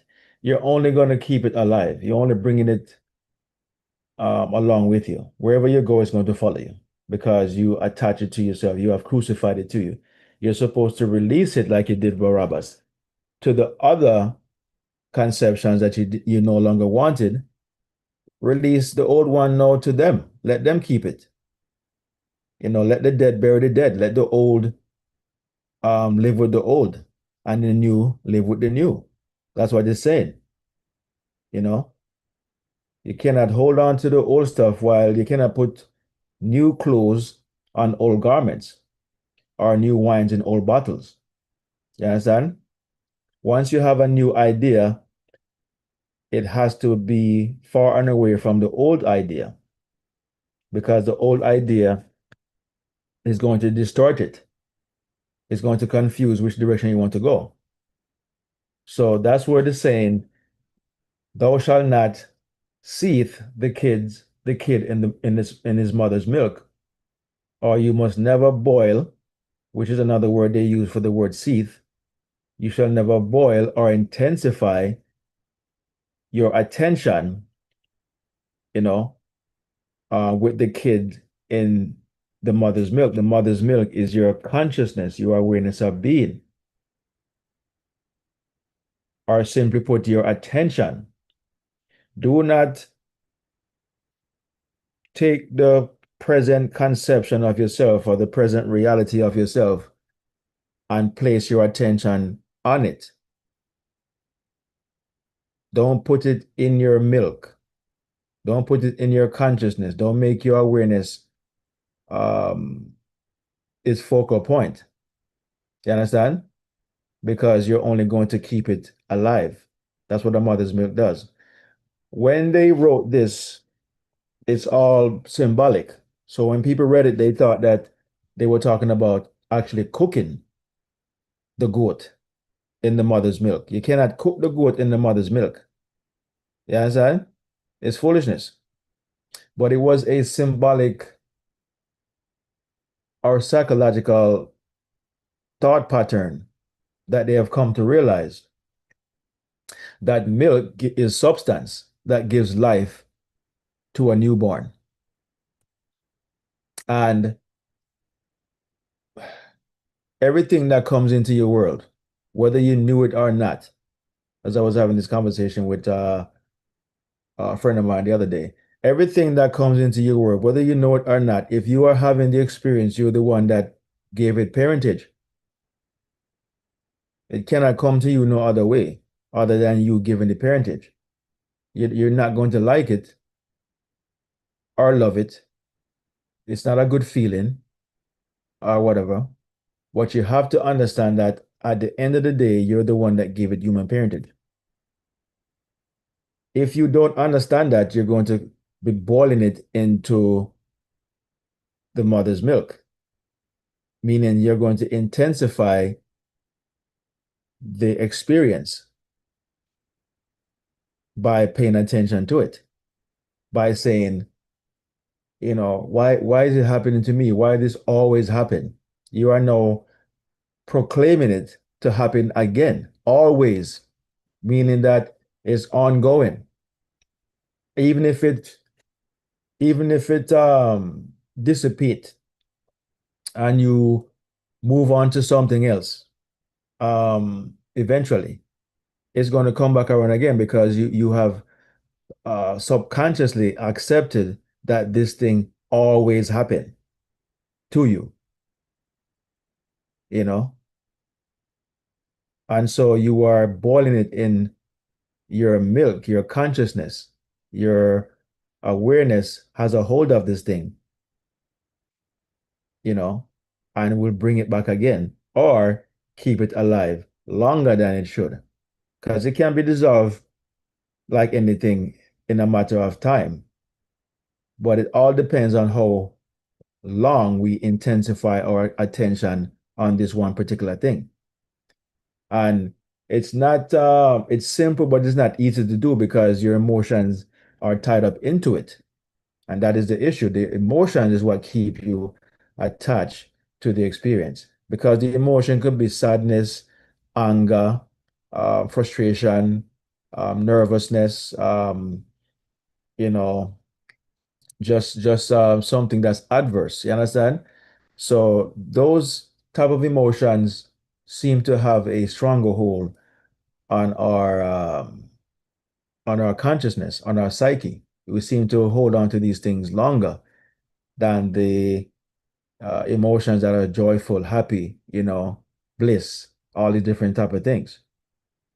For some reason, we don't hold on to those the way we hold on to something that happened 20 years ago, 30 years ago, when we were 5 years old. We're still holding on to things that happened when we were five. You understand? And so these things must accompany you wherever you go and must reappear. Might be in a different form, but the feeling is the same. The feeling of despair, disappointment, anger, rage, sadness. You're still having the feeling, you know, because you are holding on to, it's really the feeling you're holding on onto, not necessarily the experience. The experience is what creates the feeling. You understand?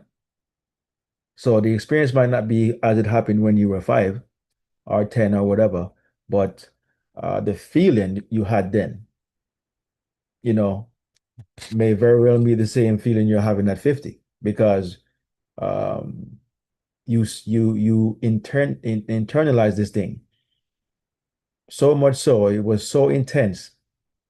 Basically, you're boiling this example or this experience in your milk, which is your attention, which is your consciousness. You are intensifying it and you don't know. And so you have kept it alive for a lifetime, basically. But when you come to realize that you are the mother, father of all of your experiences, you are consciousness, you understand? The Mohab, which means mother and father. That's where Moses was born. He's from Moab. Moses means to draw out. You're drawing out of your mother, father, your consciousness, all of your experiences. So all of your experiences are basically Moses, which means to draw out. You're drawing out of your own self all the experiences that you're having, good, bad, or indifferent. You're the father and mother, or mother and father of all of your experiences. And so as you come to this awareness, whether you remember doing it or not, that's not important. The important thing here is to accept that you are the cause, that you are consciousness, and nothing can come from anywhere else except for consciousness itself. And the one using the consciousness is who is going to attract these experiences. You know, Uh, this particular consciousness is being used by this instrument. You're the one who is you are confined, consciousness is confined to this what do you call it, location, you know? And so whatever experiences that you're internalizing, it must come to this location. It can't go nowhere else. And another being using who is also, consciousness is using the consciousness to internalize negativity or whatever. It's going to go to their location as well. And next thing you know, you might attract each other because you both are vibrating on the same level of awareness, self-pity, all the different type of things, and you ended up attracting each other. And next thing you know, you're now intensifying even more so your circumstances. You found other people who have had or is having the same experiences. I know you're wallowing even more so into your self-pity by having everybody else's energy. What I'm saying, misery loves company.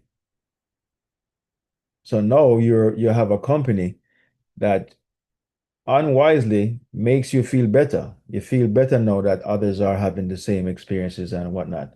But instead of having focusing on the solution, we focus on the problem at hand and ask, wonder why these keep happening, and we have all these different views on it that intensifies it and keeps it alive. So that's what Neville was saying here, based on the scripture. If it says, thou shalt not, anytime they say you shall not, it's always about a negative consequence.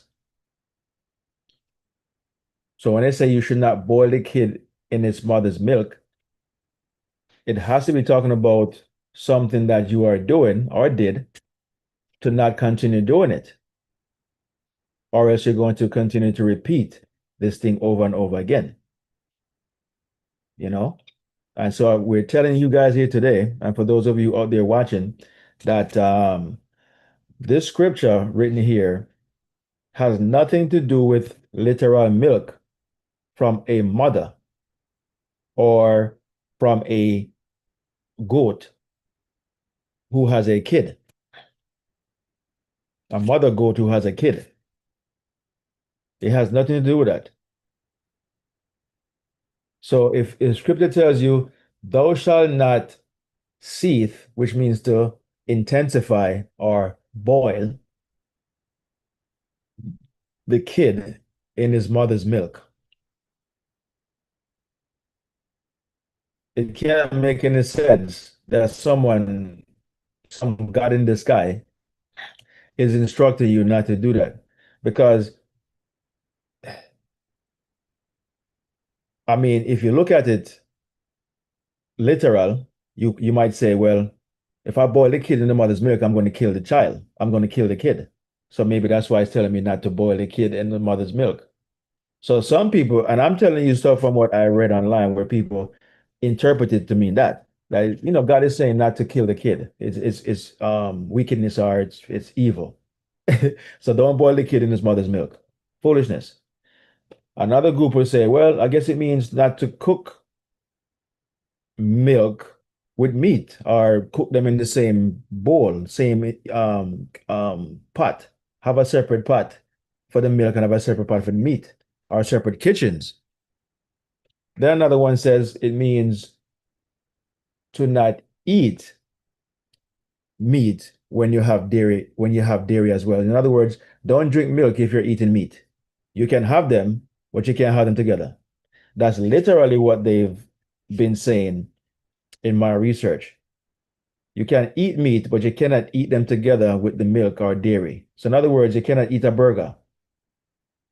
Like you will not find somebody who's Jewish, I would think, that would buy McDonald's or whatever because you're eating meat and dairy. Or maybe they'll buy it and they'll eat them separate. I don't know. But that's what the literal meaning is when they talk about that particular scripture, that you should boil the kid in the mother's milk. What we're telling you guys here today, it is all psychological. So applied psychologically, not literally. Doing it literally or not doing it literally is not going to change anything. The only time it's going to change is when you come to the reality of what it really means. And that is to not hold on to your negative circumstances by way of your emotions or attention. Because to do that, intensely, consistently, will perpetuate your circumstances. It will just happen over and over again, just in a cycle, you know, and we have to break the loop of this thing happening to us over and over. Now, another way to look at it, we're going to get into the rest of it, and then we'll be finished here. Never's going to tell you that um, only pay attention to what you desire and to not place the kid, which is the old experience, in your consciousness. Do not boil it in your consciousness if you want to experience the new desire. Do not, because what you're doing is you are giving attention to two things. You're giving attention to the old stuff that you're told not to do if you want to reach your desire. So the only thing that you should be paying attention to is the new desire. Do not boil the kid in the mother's milk. Do not pay attention to your current circumstances. Do not pay attention to the fact that you just lost your job, you just got fired, or you just got demoted, or you just got moved to a different department. Do not focus on that. Focus on what you desired or wish was what had happened instead. So here's what Never says. Um, it says, no, you are detached in consciousness from that former state. The former state was your kid. It was your child that you embodied and expressed in your world. But now that you have assumed that you are what you want to be, the new desire, do not look back on your former state and wonder how it will appear from your world. How it will disappear from your world. Because to look back at it is to give it attention. Remember that. Is to keep it boiling in its mother's milk. For if you look back and give attention to it, you are steeping once more that kid in its mother's milk. You are still paying attention to your desire, to your undesired experience. You desire it no longer, but you are still paying it attention and wondering how is it going to disappear. Well, it cannot disappear until you start paying it attention. Do not say to yourself, I wonder if I am really detached from that state, or I wonder if so and so is true. Give all attention to the assumption that the thing is so, because our responsibility to make it so is completely removed from your shoulders. You do not have to make it so, it is so. You appropriate what is already fact, and you walk in the assumption that it is, and in a way that you know not, or I do not know, no man knows, but it becomes objectified in your world.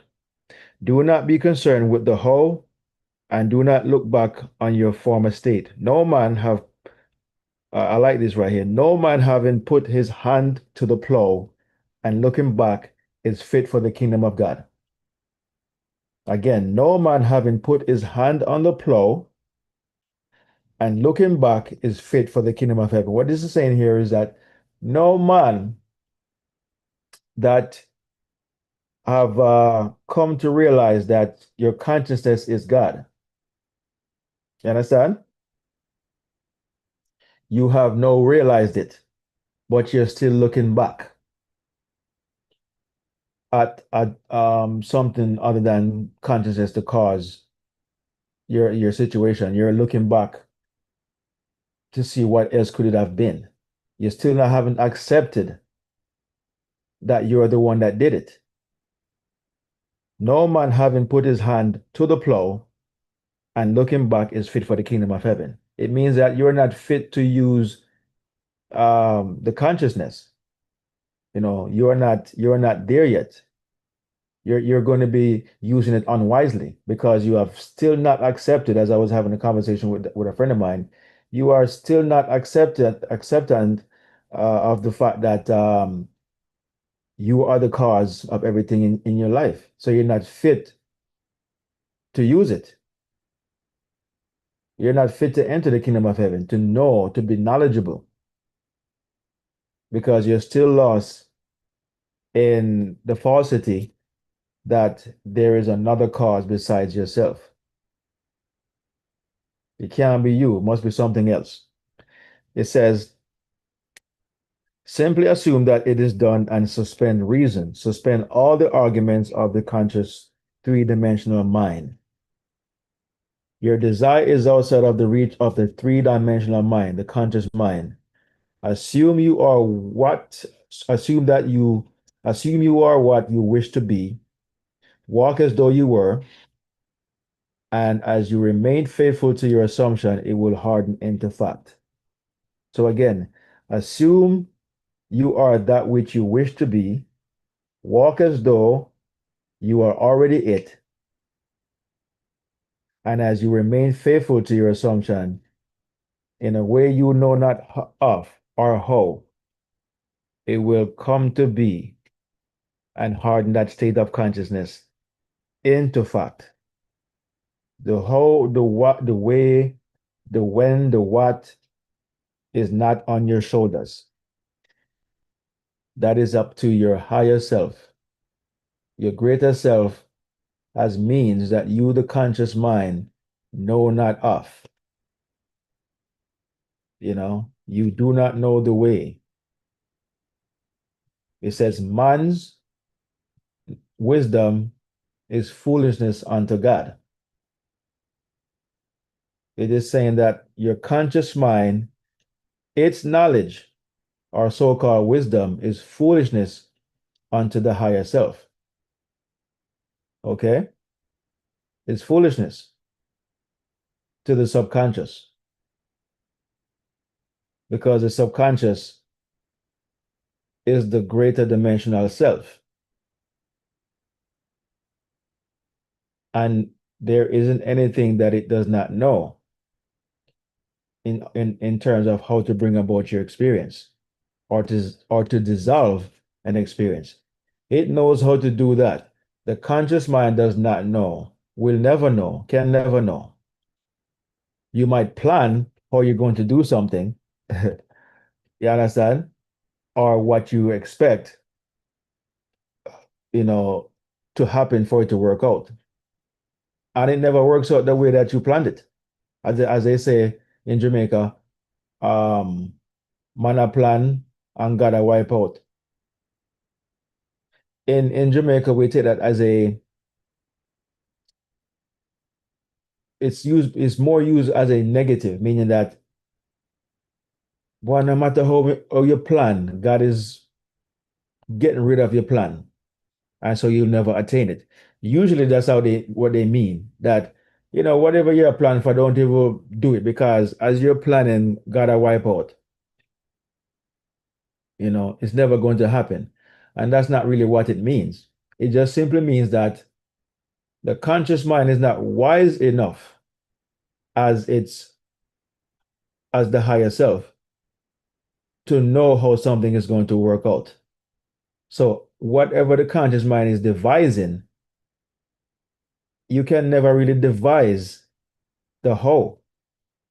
It is a hope at the most part. But the way in which it's going to happen, you could never devise it. So it cancels out what you consciously was devising, how it is going to work out. Because there was a better way for it to work out. When I was looking for my barbershop, I was consciously going to places that I wanted to start my barbershop. But all of that was wiped out. And I ended up where I am at now, which turned out to be way better than what I was consciously devising. Everywhere I went pales in comparison to what I found eventually, unconsciously on that day. I was not consciously looking that day for where I ended up. I was led there. The spirit led me to that place as I was going by. You understand? I just obeyed and followed the spirit. And I've been there now 11 years. So everywhere I went, if I was to get those places, I would have so much more work to do. But I had drawn the barbershop on in a drawing book some years before. And I was even talking to a friend of mine yesterday about that said drawing. And the drawing and the shop almost look identical right now. And so what I found was sufficient to represent what I had drawn. But everything else I had seen, excuse me, I was going to have to do a whole lot more work to even have it to look the way I had drawn it. So when I went to this place, it already had the plumbing, lighting, two bathrooms, two rooms, basically three rooms. I use one of them as my office, a kitchen area I use as a lunch area. All that stuff was already there.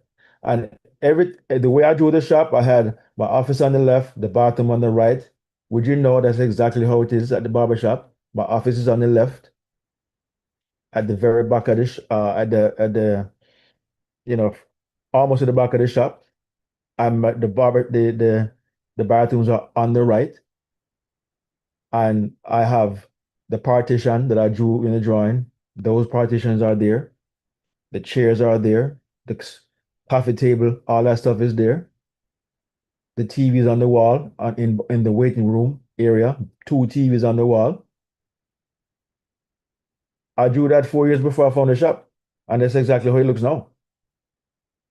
In the drawing, I had seven stations. I have really six, but I have space for seven and eight. So if I want to put a seventh or eighth station in the shop, I could. You understand? I drew this shop way before I found it. And that's why all those places I was looking at, I never got them because I had put into my consciousness, my higher awareness, this particular place. And until I found it, I was going to be searching and searching and searching. And when I found it, I would cease from searching. I found it that day and I never looked at another shop. That was it. Never looked another place. That was it. So that's what I'm saying. When man a plan, gotta wipe out. It doesn't mean you're not going to get your desire. It just means you're going to get what you really believe that you have. But you're not going to get it the way you're planning to get it. It's going to come in a way where you could never devise. So all your other plans of how to get what you want are wiped out. And the way to do it, you are led to do it. You're going to be doing something completely different than what you had planned to do. But you will end up at your desired outcome, just not the way you devised it. It almost never happens, um, where you plan something and it happens that way. Most of the time, you know, um, it will not go nearly, you will lose your job, all this foolishness. When I was trying to buy my first house, um, I lost the job because I was looking and they told me, well, you don't make enough money to buy a house. And they were right. I was making enough money. And then I lose my job. Where I want to buy a house and I lose my job. That don't make any sense. But when I lost the job, the new job I got, I was making twice as much. And then I instantaneously qualified because I doubled my income. The only thing that was missing at the point at that time was my credit had to be increased. You understand? And so now I was being worked with. Well, we got that part figured out. So now let's fix your credit. And they weren't going to work with me until um the income level was there. So once I got that fixed, my plan was to keep moving up in the company and get a raise and stuff like that. But what I had desired to have happen, um, that was not going to work with the way I was planning it. I wanted a house that never gonna work, staying where I was at. So I had to lose a job. That is God wiping out your plan, but for a better plan. But it's always going to be in alignment with your end result, your end goal. They are aligning. So that's why certain things will move out of the way or added in your way, so to speak, to make your end result a reality. But you're never going to see or understand why it's happening. But when you understand consciousness as we do now, we will see it for what it is and have no worries. You understand? We will say there must be a greater plan at hand. There must be a greater plan ahead. Don't know why this happened now, but there must be a greater plan. We will talk like this, walk like this, so that we won't dissolve or incubate this negative experience even more so in our consciousness, keeping it alive. We will move on from it onto the new concept of ourselves. Okay, so real quickly, we're going to read some of these questions and answers from this book, and then we're going to close out for today. All right. Um, let's see. So the first one here says, what is the meaning of the insignia on your cover, on your book cover?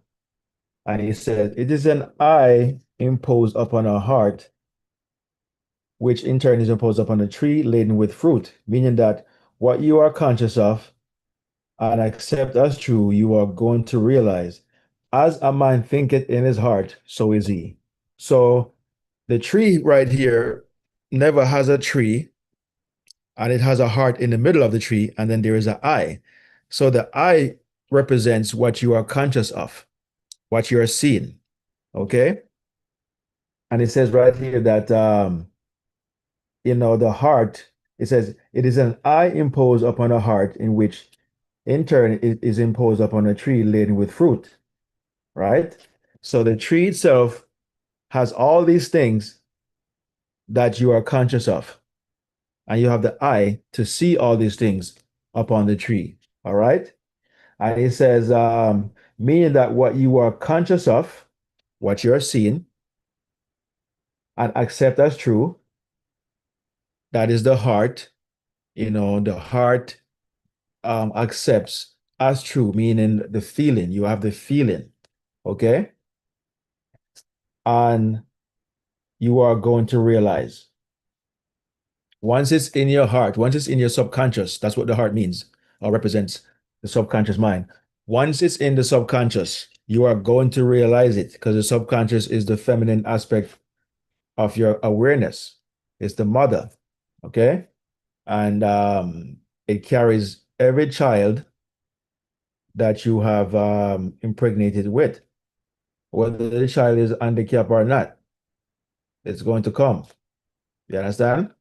So um, that's why you are warned to not steep the kid in the mother's milk. The mother's milk here, your consciousness, primarily your subconscious, do not impregnate it with the old experience because it will come again or remain the same. You know, if you want to get rid of the experience, pay attention to something else. You know, partly the part that you desire to experience. Don't try to devise how you're going to get rid of the current experience. You don't know how to do it. You will never know, have never known consciously. It's not that wise of a mind to know that on for a reason.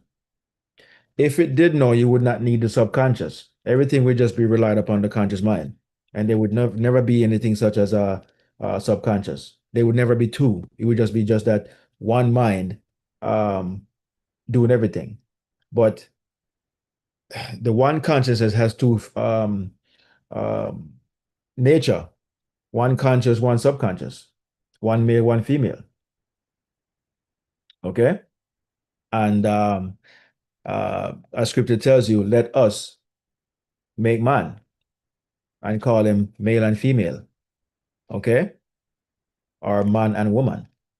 It is telling you that consciousness has two distinct um law, universal law within it, you know, that it operates by to create. It has to have these two interactions working within itself in order to create from itself. And other than that, it cannot create. So one part has to be male, one part has to be female. Though the consciousness is one, awareness, it operates twofold. Okay, in that sense. Um, so that's what he was saying there. As a man thinketh in his heart, the heart on a tree, whatever the heart is conscious of being, um, so he will become. Question number two. I would like to be married, but have not found the right man. How do I imagine a husband? Interesting. Answer is forever in love with ideals. It is the ideal state that captures the mind. Do not confine the state of marriage to a certain man, but a full, rich, overwhelming life. You desire to experience the joy of marriage. Do not modify your dream, but enhance it by making it lovelier. Then condense your desire into a single sensation or act, which implies its fulfillment. I never talked about it earlier. What was he saying? In this Western world, a woman wears a wedding ring on the third finger of her left hand. Motherhood need not imply a marriage. Intimacy need not imply a marriage, but a wedding ring does. Relax in a comfortable armchair, lie flat on your back, and induce a state akin to sleep. Then assume the feeling of being married. Imagine a wedding band on your finger. Touch it. Turn it around on the finger. Put it off your knuckle. Keep the action going until the ring has distinctness and feeling of reality. Become so lost in feeling the ring on your finger that when you open your eyes, you will be surprised that it is not there. If you are a man who does not wear a ring, you could assume greater responsibility. How would you feel if you had a wife to care for? Assume the feeling of being a happily married man right now. So, what Neville was saying here was just go right to the end from the very beginning. Do not try to devise a way by saying, all right, this man has to be this rich or this tall or this handsome or this, whatever the case may be, all these different things. What Never wants you to do is devise in your mind um, a thing that will imply its fulfillment. And he used the wedding ring as that thing. No woman is wearing a wedding ring for the most part and is not married. So usually, wedding ring on your finger implies that you are married. Okay, and so he was telling her to use that analogy psychologically. Put yourself in a state akin to sleep and imagine that she's spinning the ring on her finger, pulling it on and off, admiring it, saying it's so beautiful. Oh my God, this and that and the third. And, you know, you keep this on going until the sensation overwhelms you as if it was real. So much so that when you open up your eyes, you're going to be surprised that you are not even at a wedding for real. Okay. Um, and so he says to do that act over and over. And in time, the the wedding will take place, in your life. You will meet the right man. You will meet the um at the right time, and it will be so right that everything will just flow because you were residing in the end. You were residing, having been married already. The wedding ring is on your finger. You are married already. You're just gonna go through the process of getting married. Okay, so that's what he was saying right there. Question three: what must I do to inspire creative thoughts such as those needed for writing? Um, he says, what must you do? Assume the story has already been written and accepted by a great publishing house. Notice what Neville is saying here. Everything is straight to the end. Assume the story has already been written. So everything is put in the past. I remember when, you know, reduce the idea of being a writer to a sensation of satisfaction. That is you getting to a single point in the desired outcome. What would signify its fulfillment or satisfaction? Find that and then make that your focal point. Okay? Repeat the phrase, isn't it wonderful? Or thank you, thank you, thank you, over and over again until you feel successful. Or imagine a friend congratulating you. There are unnumbered ways of implying success, but always go to the end. You hear that? Always go to the end. Your acceptance of the end wills the fulfillment. Going to the end with the ring spinning on the lady's finger, in this case, assume the story has already been published or accepted by a great publishing house. Um, or a great publishing company, just already see that happening, right? And accept it. So acceptance of the end wills the means. Do not think about getting the mood to write, but live and act as though you are now the author you desire to be. Assume you have the talent for writing. Think of the pattern you want displayed on the outside. If you write a book and no one is willing to buy it, there is no satisfaction. Act as though people are hungry for the words, for your words. Live as though you cannot produce stories or books fast enough to meet the demand. Persist in this assumption, and all that is necessary to achieve your goal will quickly burst into bloom and you will express it. So, again, he says, live as though you cannot produce stories or books fast enough to meet the demand, and then persist in that assumption, and your goal will quickly burst into bloom. Okay. And you will express it. So, notice that all the examples Never has given so far is always talking about going to the end. Let's look at what he says about this guy. How do I imagine a larger audience for my talks? I can answer you best by sharing the technique used by a very able teacher I know. When this man first came to this country, he began speaking in a small hall in New York City. Although only 50 or 60 people attended his Sunday morning meeting and sat in front, the teacher would stand at the podium and imagine a vast audience. Then he would say to the empty space, "Can you hear me back there?" So he was finding a single focal point that implies that his fulfillment was met. What was his fulfillment? To have a larger audience. Today, this man is speaking in Carnegie Hall in New York City at approximately 2,500 people every Sunday morning. He went from 50 to 60 people to 2,500 every Sunday morning and Wednesday evening. He wanted to speak to crowds. He was not modest. He did not try to fool himself, but built a crowd in his own consciousness, and crowds come. Stand before a large audience. Address this audience in your imagination. Feel you are on that stage, and your feeling will provide the means. You hear him say? Your feelings will provide the means. So, in other words, once you have the feeling of the wish fulfilled, that is your means. The feeling is the means. Having the feeling is the means. Having the feeling is the way,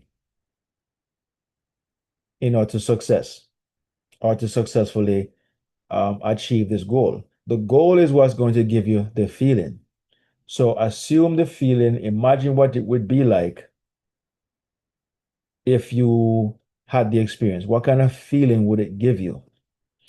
Once you identify that feeling, that emotions, then you hold on to that feeling until it consumes you. It's like lighting a little spark of fire until it becomes a blaze. Make it consume you, take you over, you know.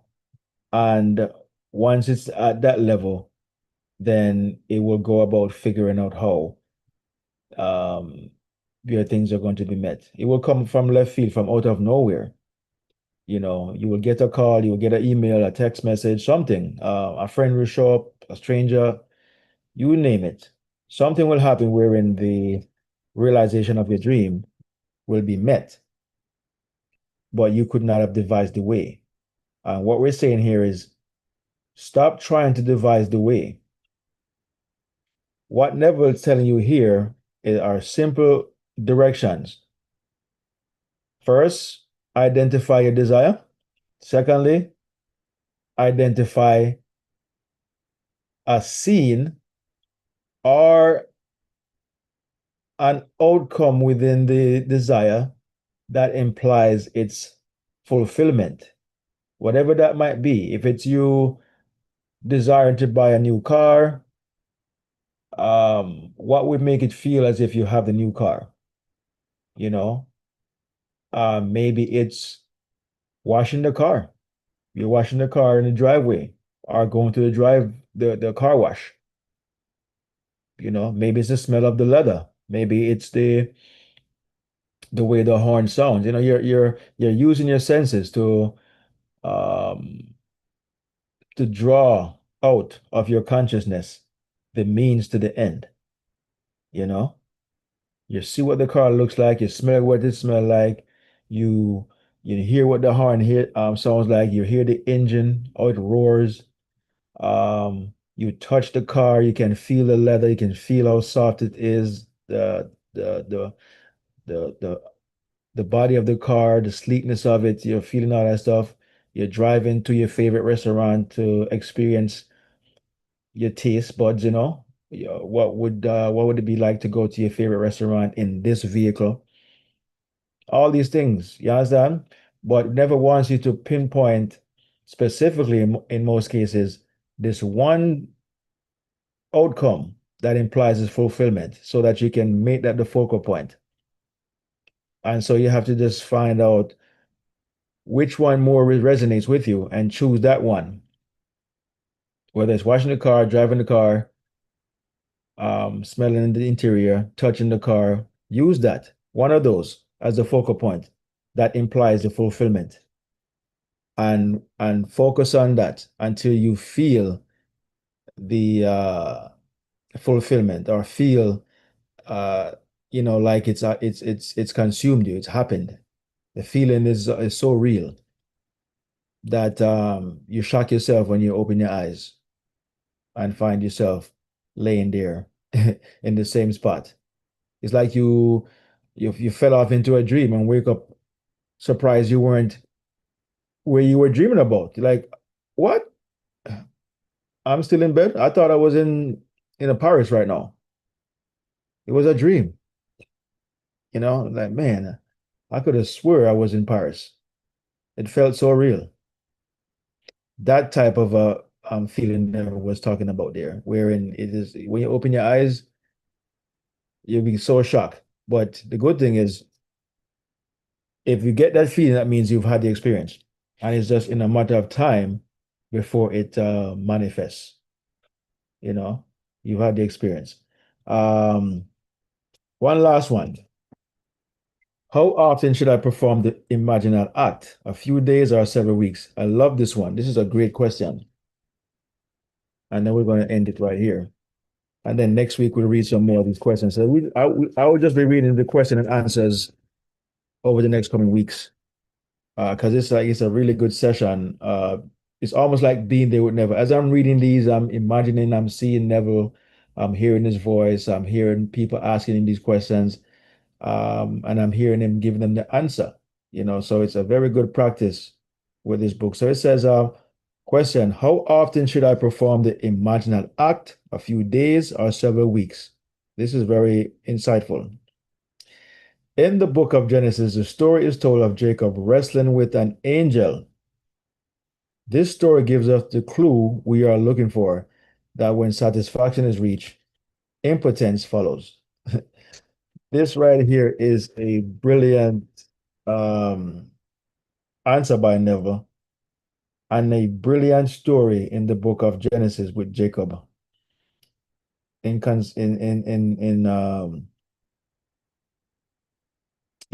the story of conception and stuff like that. It says, when the feeling of reality is yours, which is conception, for the moment at least, you are mentally impotent. The desire to repeat the act of prayer is lost, having been replaced by the feeling of accomplishment. In other words, when you eat your favorite meal and you are full, you no longer desire your favorite meal because you've already had it. Okay? Even if it's your favorite, could that taste good to tell? Once you are full, you no longer desire it because you're full. Okay? You have accomplished your goal. So it's saying the same thing here about impotence. And here's what Neville was saying here to make it make sense. You cannot persist in wanting what you already have. If you assume you are what you desire to be to the point of ecstasy, you no longer want it. Your imaginal act is as much a creative act as a physical one wherein a man halts and shrinks and is blessed. For as man creates his own likeness, so does your imaginal act in transform itself into the likeness of your assumption. If, however, you do not reach the point of this of satisfaction, repeat the action over and over again until you feel as if though you touched it and virtue went out of you. So what Neville was saying here is very creatively expressing or explaining. He says that first he said you cannot persist in the wanting what you already have. As I use the example just now about the food. If you assume you are what you desire to be to the point of ecstasy, you no longer want it. So let's use you know, relationships, sexual relationship. Okay. And we're going to use the man um, per se in this example. Okay. Um, Man representing the conscious mind. All right. It's the same for the woman, but the better example that I'm trying to convey here would be better understood if I'm using the male perspective, right? Um, it says your imaginal act is as much a creative act as a physical one, wherein man halts, shrinks, and is blessed. He's talking about the your penis, okay? Here, he's talking about the physical act, a physical sexual act, right? That man experiences. It says, "For as man creates his own likeness, so does your imaginal act transform itself into the likeness of your assumption. And if, however, you do not reach the point of satisfaction, repeat the action over and over again until you feel as though you touched it and virtue went out of you." So, when a man reaches climax or whatever or ecstasy, that's virtue leaving you. And once virtue leaves you, you are now impotent. You shrink because you have satisfied your need or your desire. Okay. Um, and let's just say you're doing it for the purpose of having a child, right? Once you have reached the point of ecstasy or climax, the body already knows that you have achieved your goal. And so you now start to shrink.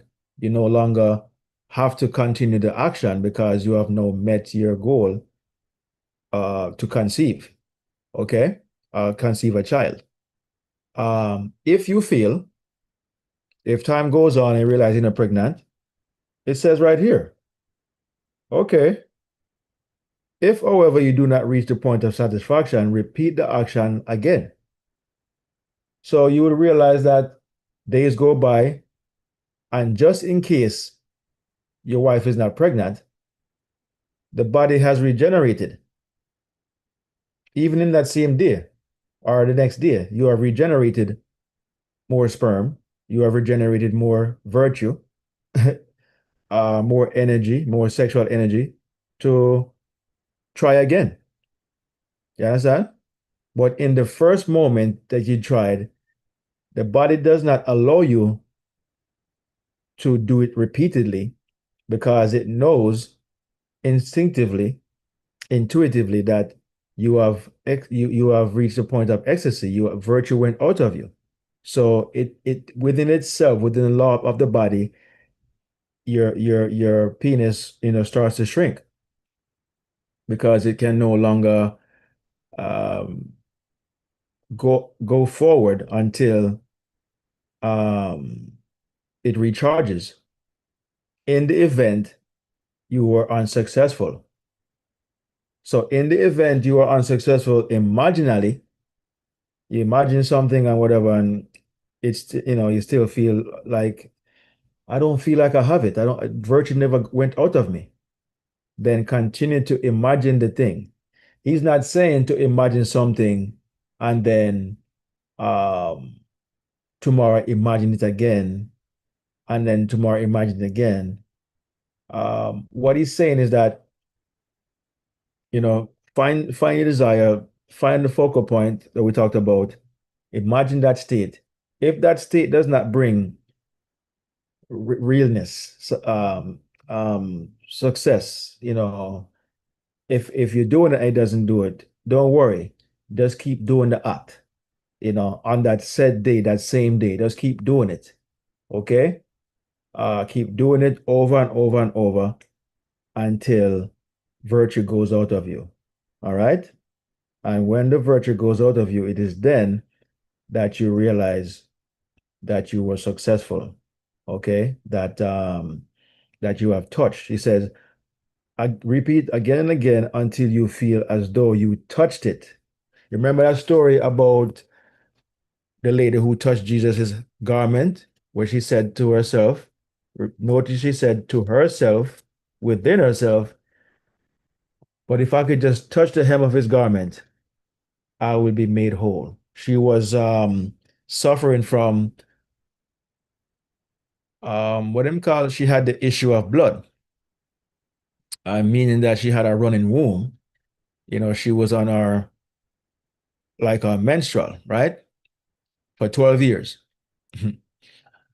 And a running womb cannot be impregnated. If you're on your menstrual cycle, we know, yes, there are some cases which is not normal that you can get pregnant while you're on your cycle, but generally, for the most part, that is the time where um, you are discharging the egg that was not fertile fertilized, and you are getting rid of it, and the other egg has not come down yet for you to to get pregnant. Anyways, it's one egg at a time, right? But sometimes the hormones throw that off. But physically and spiritually speaking here, they're the same. And so what that story was implying was not a woman who was literally seeing her menstrual period for 12 years. They just use 12 because of its significance um in scripture and in consciousness, right? So Jesus has 12 disciples, 12 implies a fulfillment. Okay. So what he's saying there is that she said to herself, within herself, if I touch his garment, I'm going to be made whole. When she touched Jesus's garment, virtue went out of him. And he said, who touched me? Because virtue has gone out of me. And so what that is saying is the virtue went out of him because the woman's faith was exercised prior to even touching. She said, if I just touch his garment, I will be made whole. She never said, I'm going to touch his garment and see if I will be made whole. That's not faith. You understand? That is hope. But she had said to herself, if I could just touch his garment, I will be made whole. So she went to the end from the very beginning. Only thing was missing is that she had to do the act, which was to touch him, his garment. Didn't even have to touch his skin, just his garment. This is how faithful she was that it doesn't, I could touch his, a strand of him here, anything. If I could just lay my fingernail on it, I would be made whole. I just want to ground myself to this man, and I'm good. That's how faithful she was. Didn't have to see his face, shake his hand, lay his hand on top of her. Not like that. It was telling you that she did this to herself. She healed herself. Jesus never healed her. She did it to herself by accepting a focal point in her doing, in her desire, that if she does this one thing, that's the focal point. What is her desire? To be rid of the 12 years of issue of blood, the running womb. But her focal point was to touch the hem of his garment. That's all she focused on. If I could just do that one thing and that one thing only, my desire will be met. She did it. Her desire was met because virtue went out of Jesus, meaning that the thing desired was received. The thing desired, what she had so much faith that it had to go out of him because it will only leave your consciousness once your desire is met. Whatever you're desiring will only leave your consciousness once it is met. That is the virtue that went out. The virtue is your desire that you have in your consciousness is now externalized. It went out of you. You understand? And so once that is done, she had no reason to have that desire anymore. The issue of blood was met, you know? So she didn't have the desire anymore because she was healed. She fulfilled it. You understand?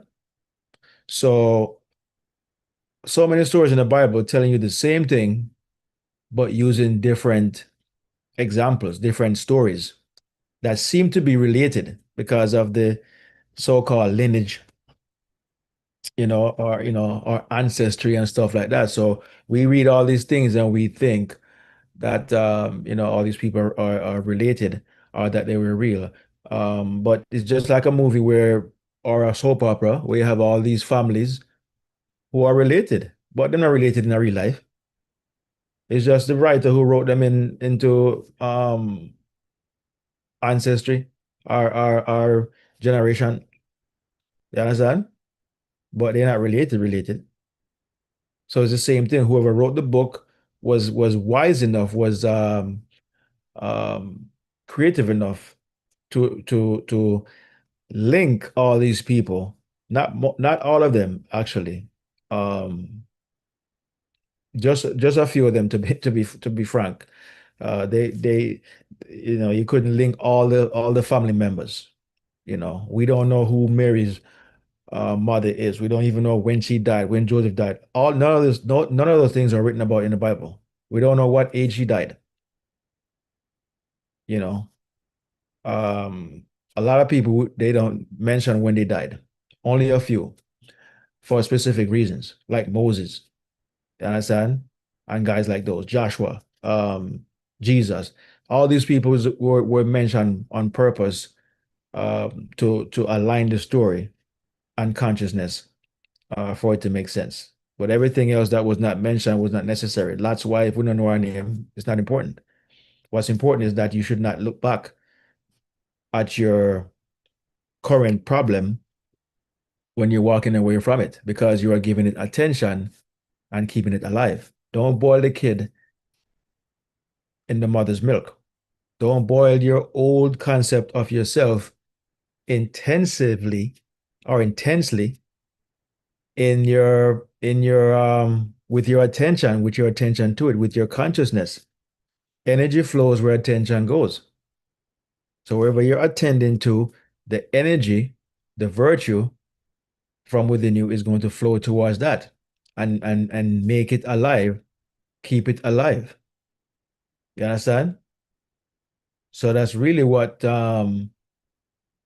that scripture was alluding to. It's not a literal sense to not boil a kid or a goat in the mother's milk because it is no makes no sense to even give that order. But it's funny how there's different interpretation that it means to not eat milk.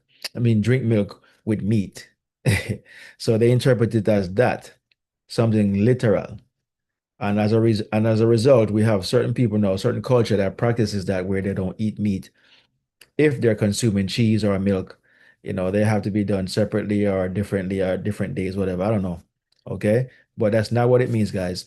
It just simply means that whatever experience you're having now that's negative, that's bad, that you are trying to devise a way to rid yourself of it, do not put that burden on your shoulders. Jesus tell you to um, lay your yoke upon my shoulder. You understand? Um,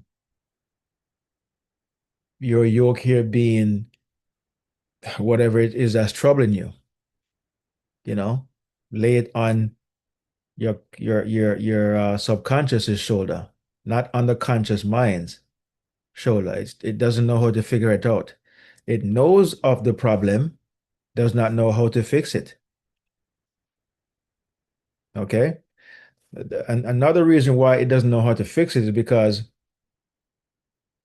though the desire or you know issue in this case came from the conscious mind's awareness of it, either consciously or unconsciously, it impregnated the subconscious mind that expressed it. So the only thing that can fix it is the thing that expressed it. You understand? The thing wherein it came from. So this is why it is not on your shoulder. You may have intensified it in your conscious mind until you impregnated the subconscious, but you're not going to know how to get rid of it because it is not you who expressed it. It was the subconscious that expressed the issue. But what you can do is change your focus, your conscious focus now. Change it to um a feeling of what I call it now, relief. A feeling of relief. Perfect. Focus on a feeling of relief. You understand? What would relieve you?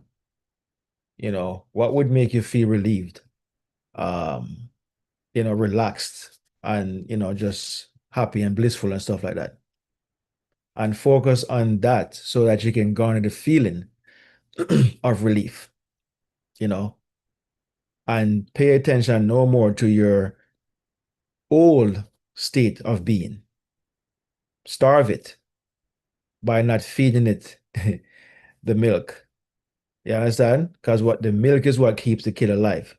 So do not seethe or steep or boil your kid in the milk, meaning that do not give the kid any milk because that's what keeps the child alive.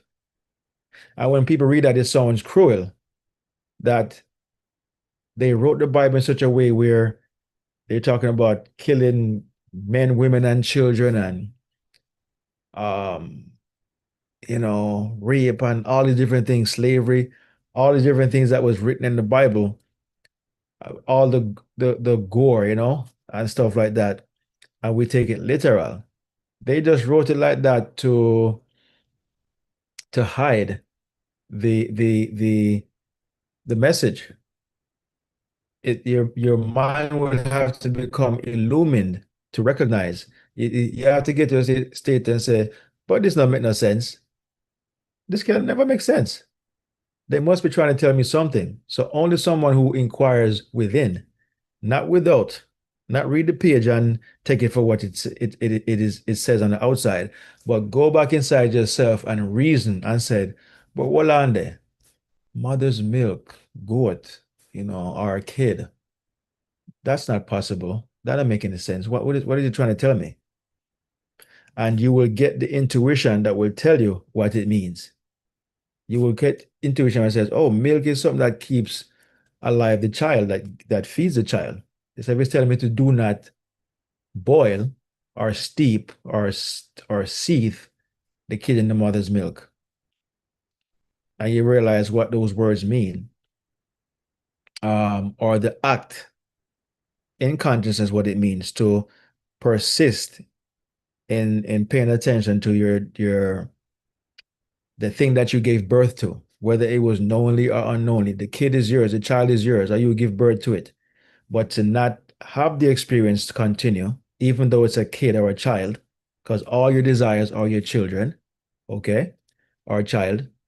If you don't want it to no longer exist in your world, then starve it. Do not feed it the milk,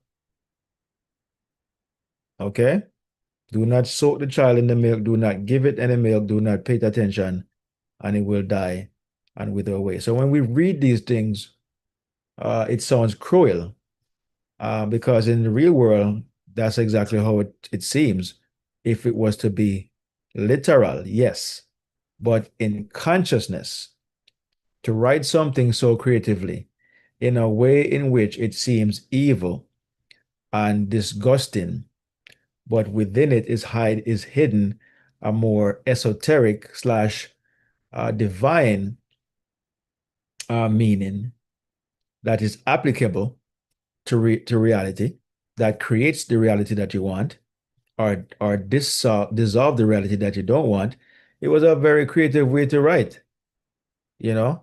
And like I said, there are people out there that knew this and misconstrue it on purpose by telling people that these things actually happened so that you will never know the truth and you'll be lost in this world, thinking the Bible is real or reality or history, you know. And all these stories are just there for you to apply them psychologically, you know, in your life, and you will bear fruits. You will get results, but you get the results that you desire, not the one that you're hoping for or trusting it will happen, or so-called praying night and day that it will happen. You will just come to know that it has already happened. There's nothing to hope for because everything already exists in consciousness.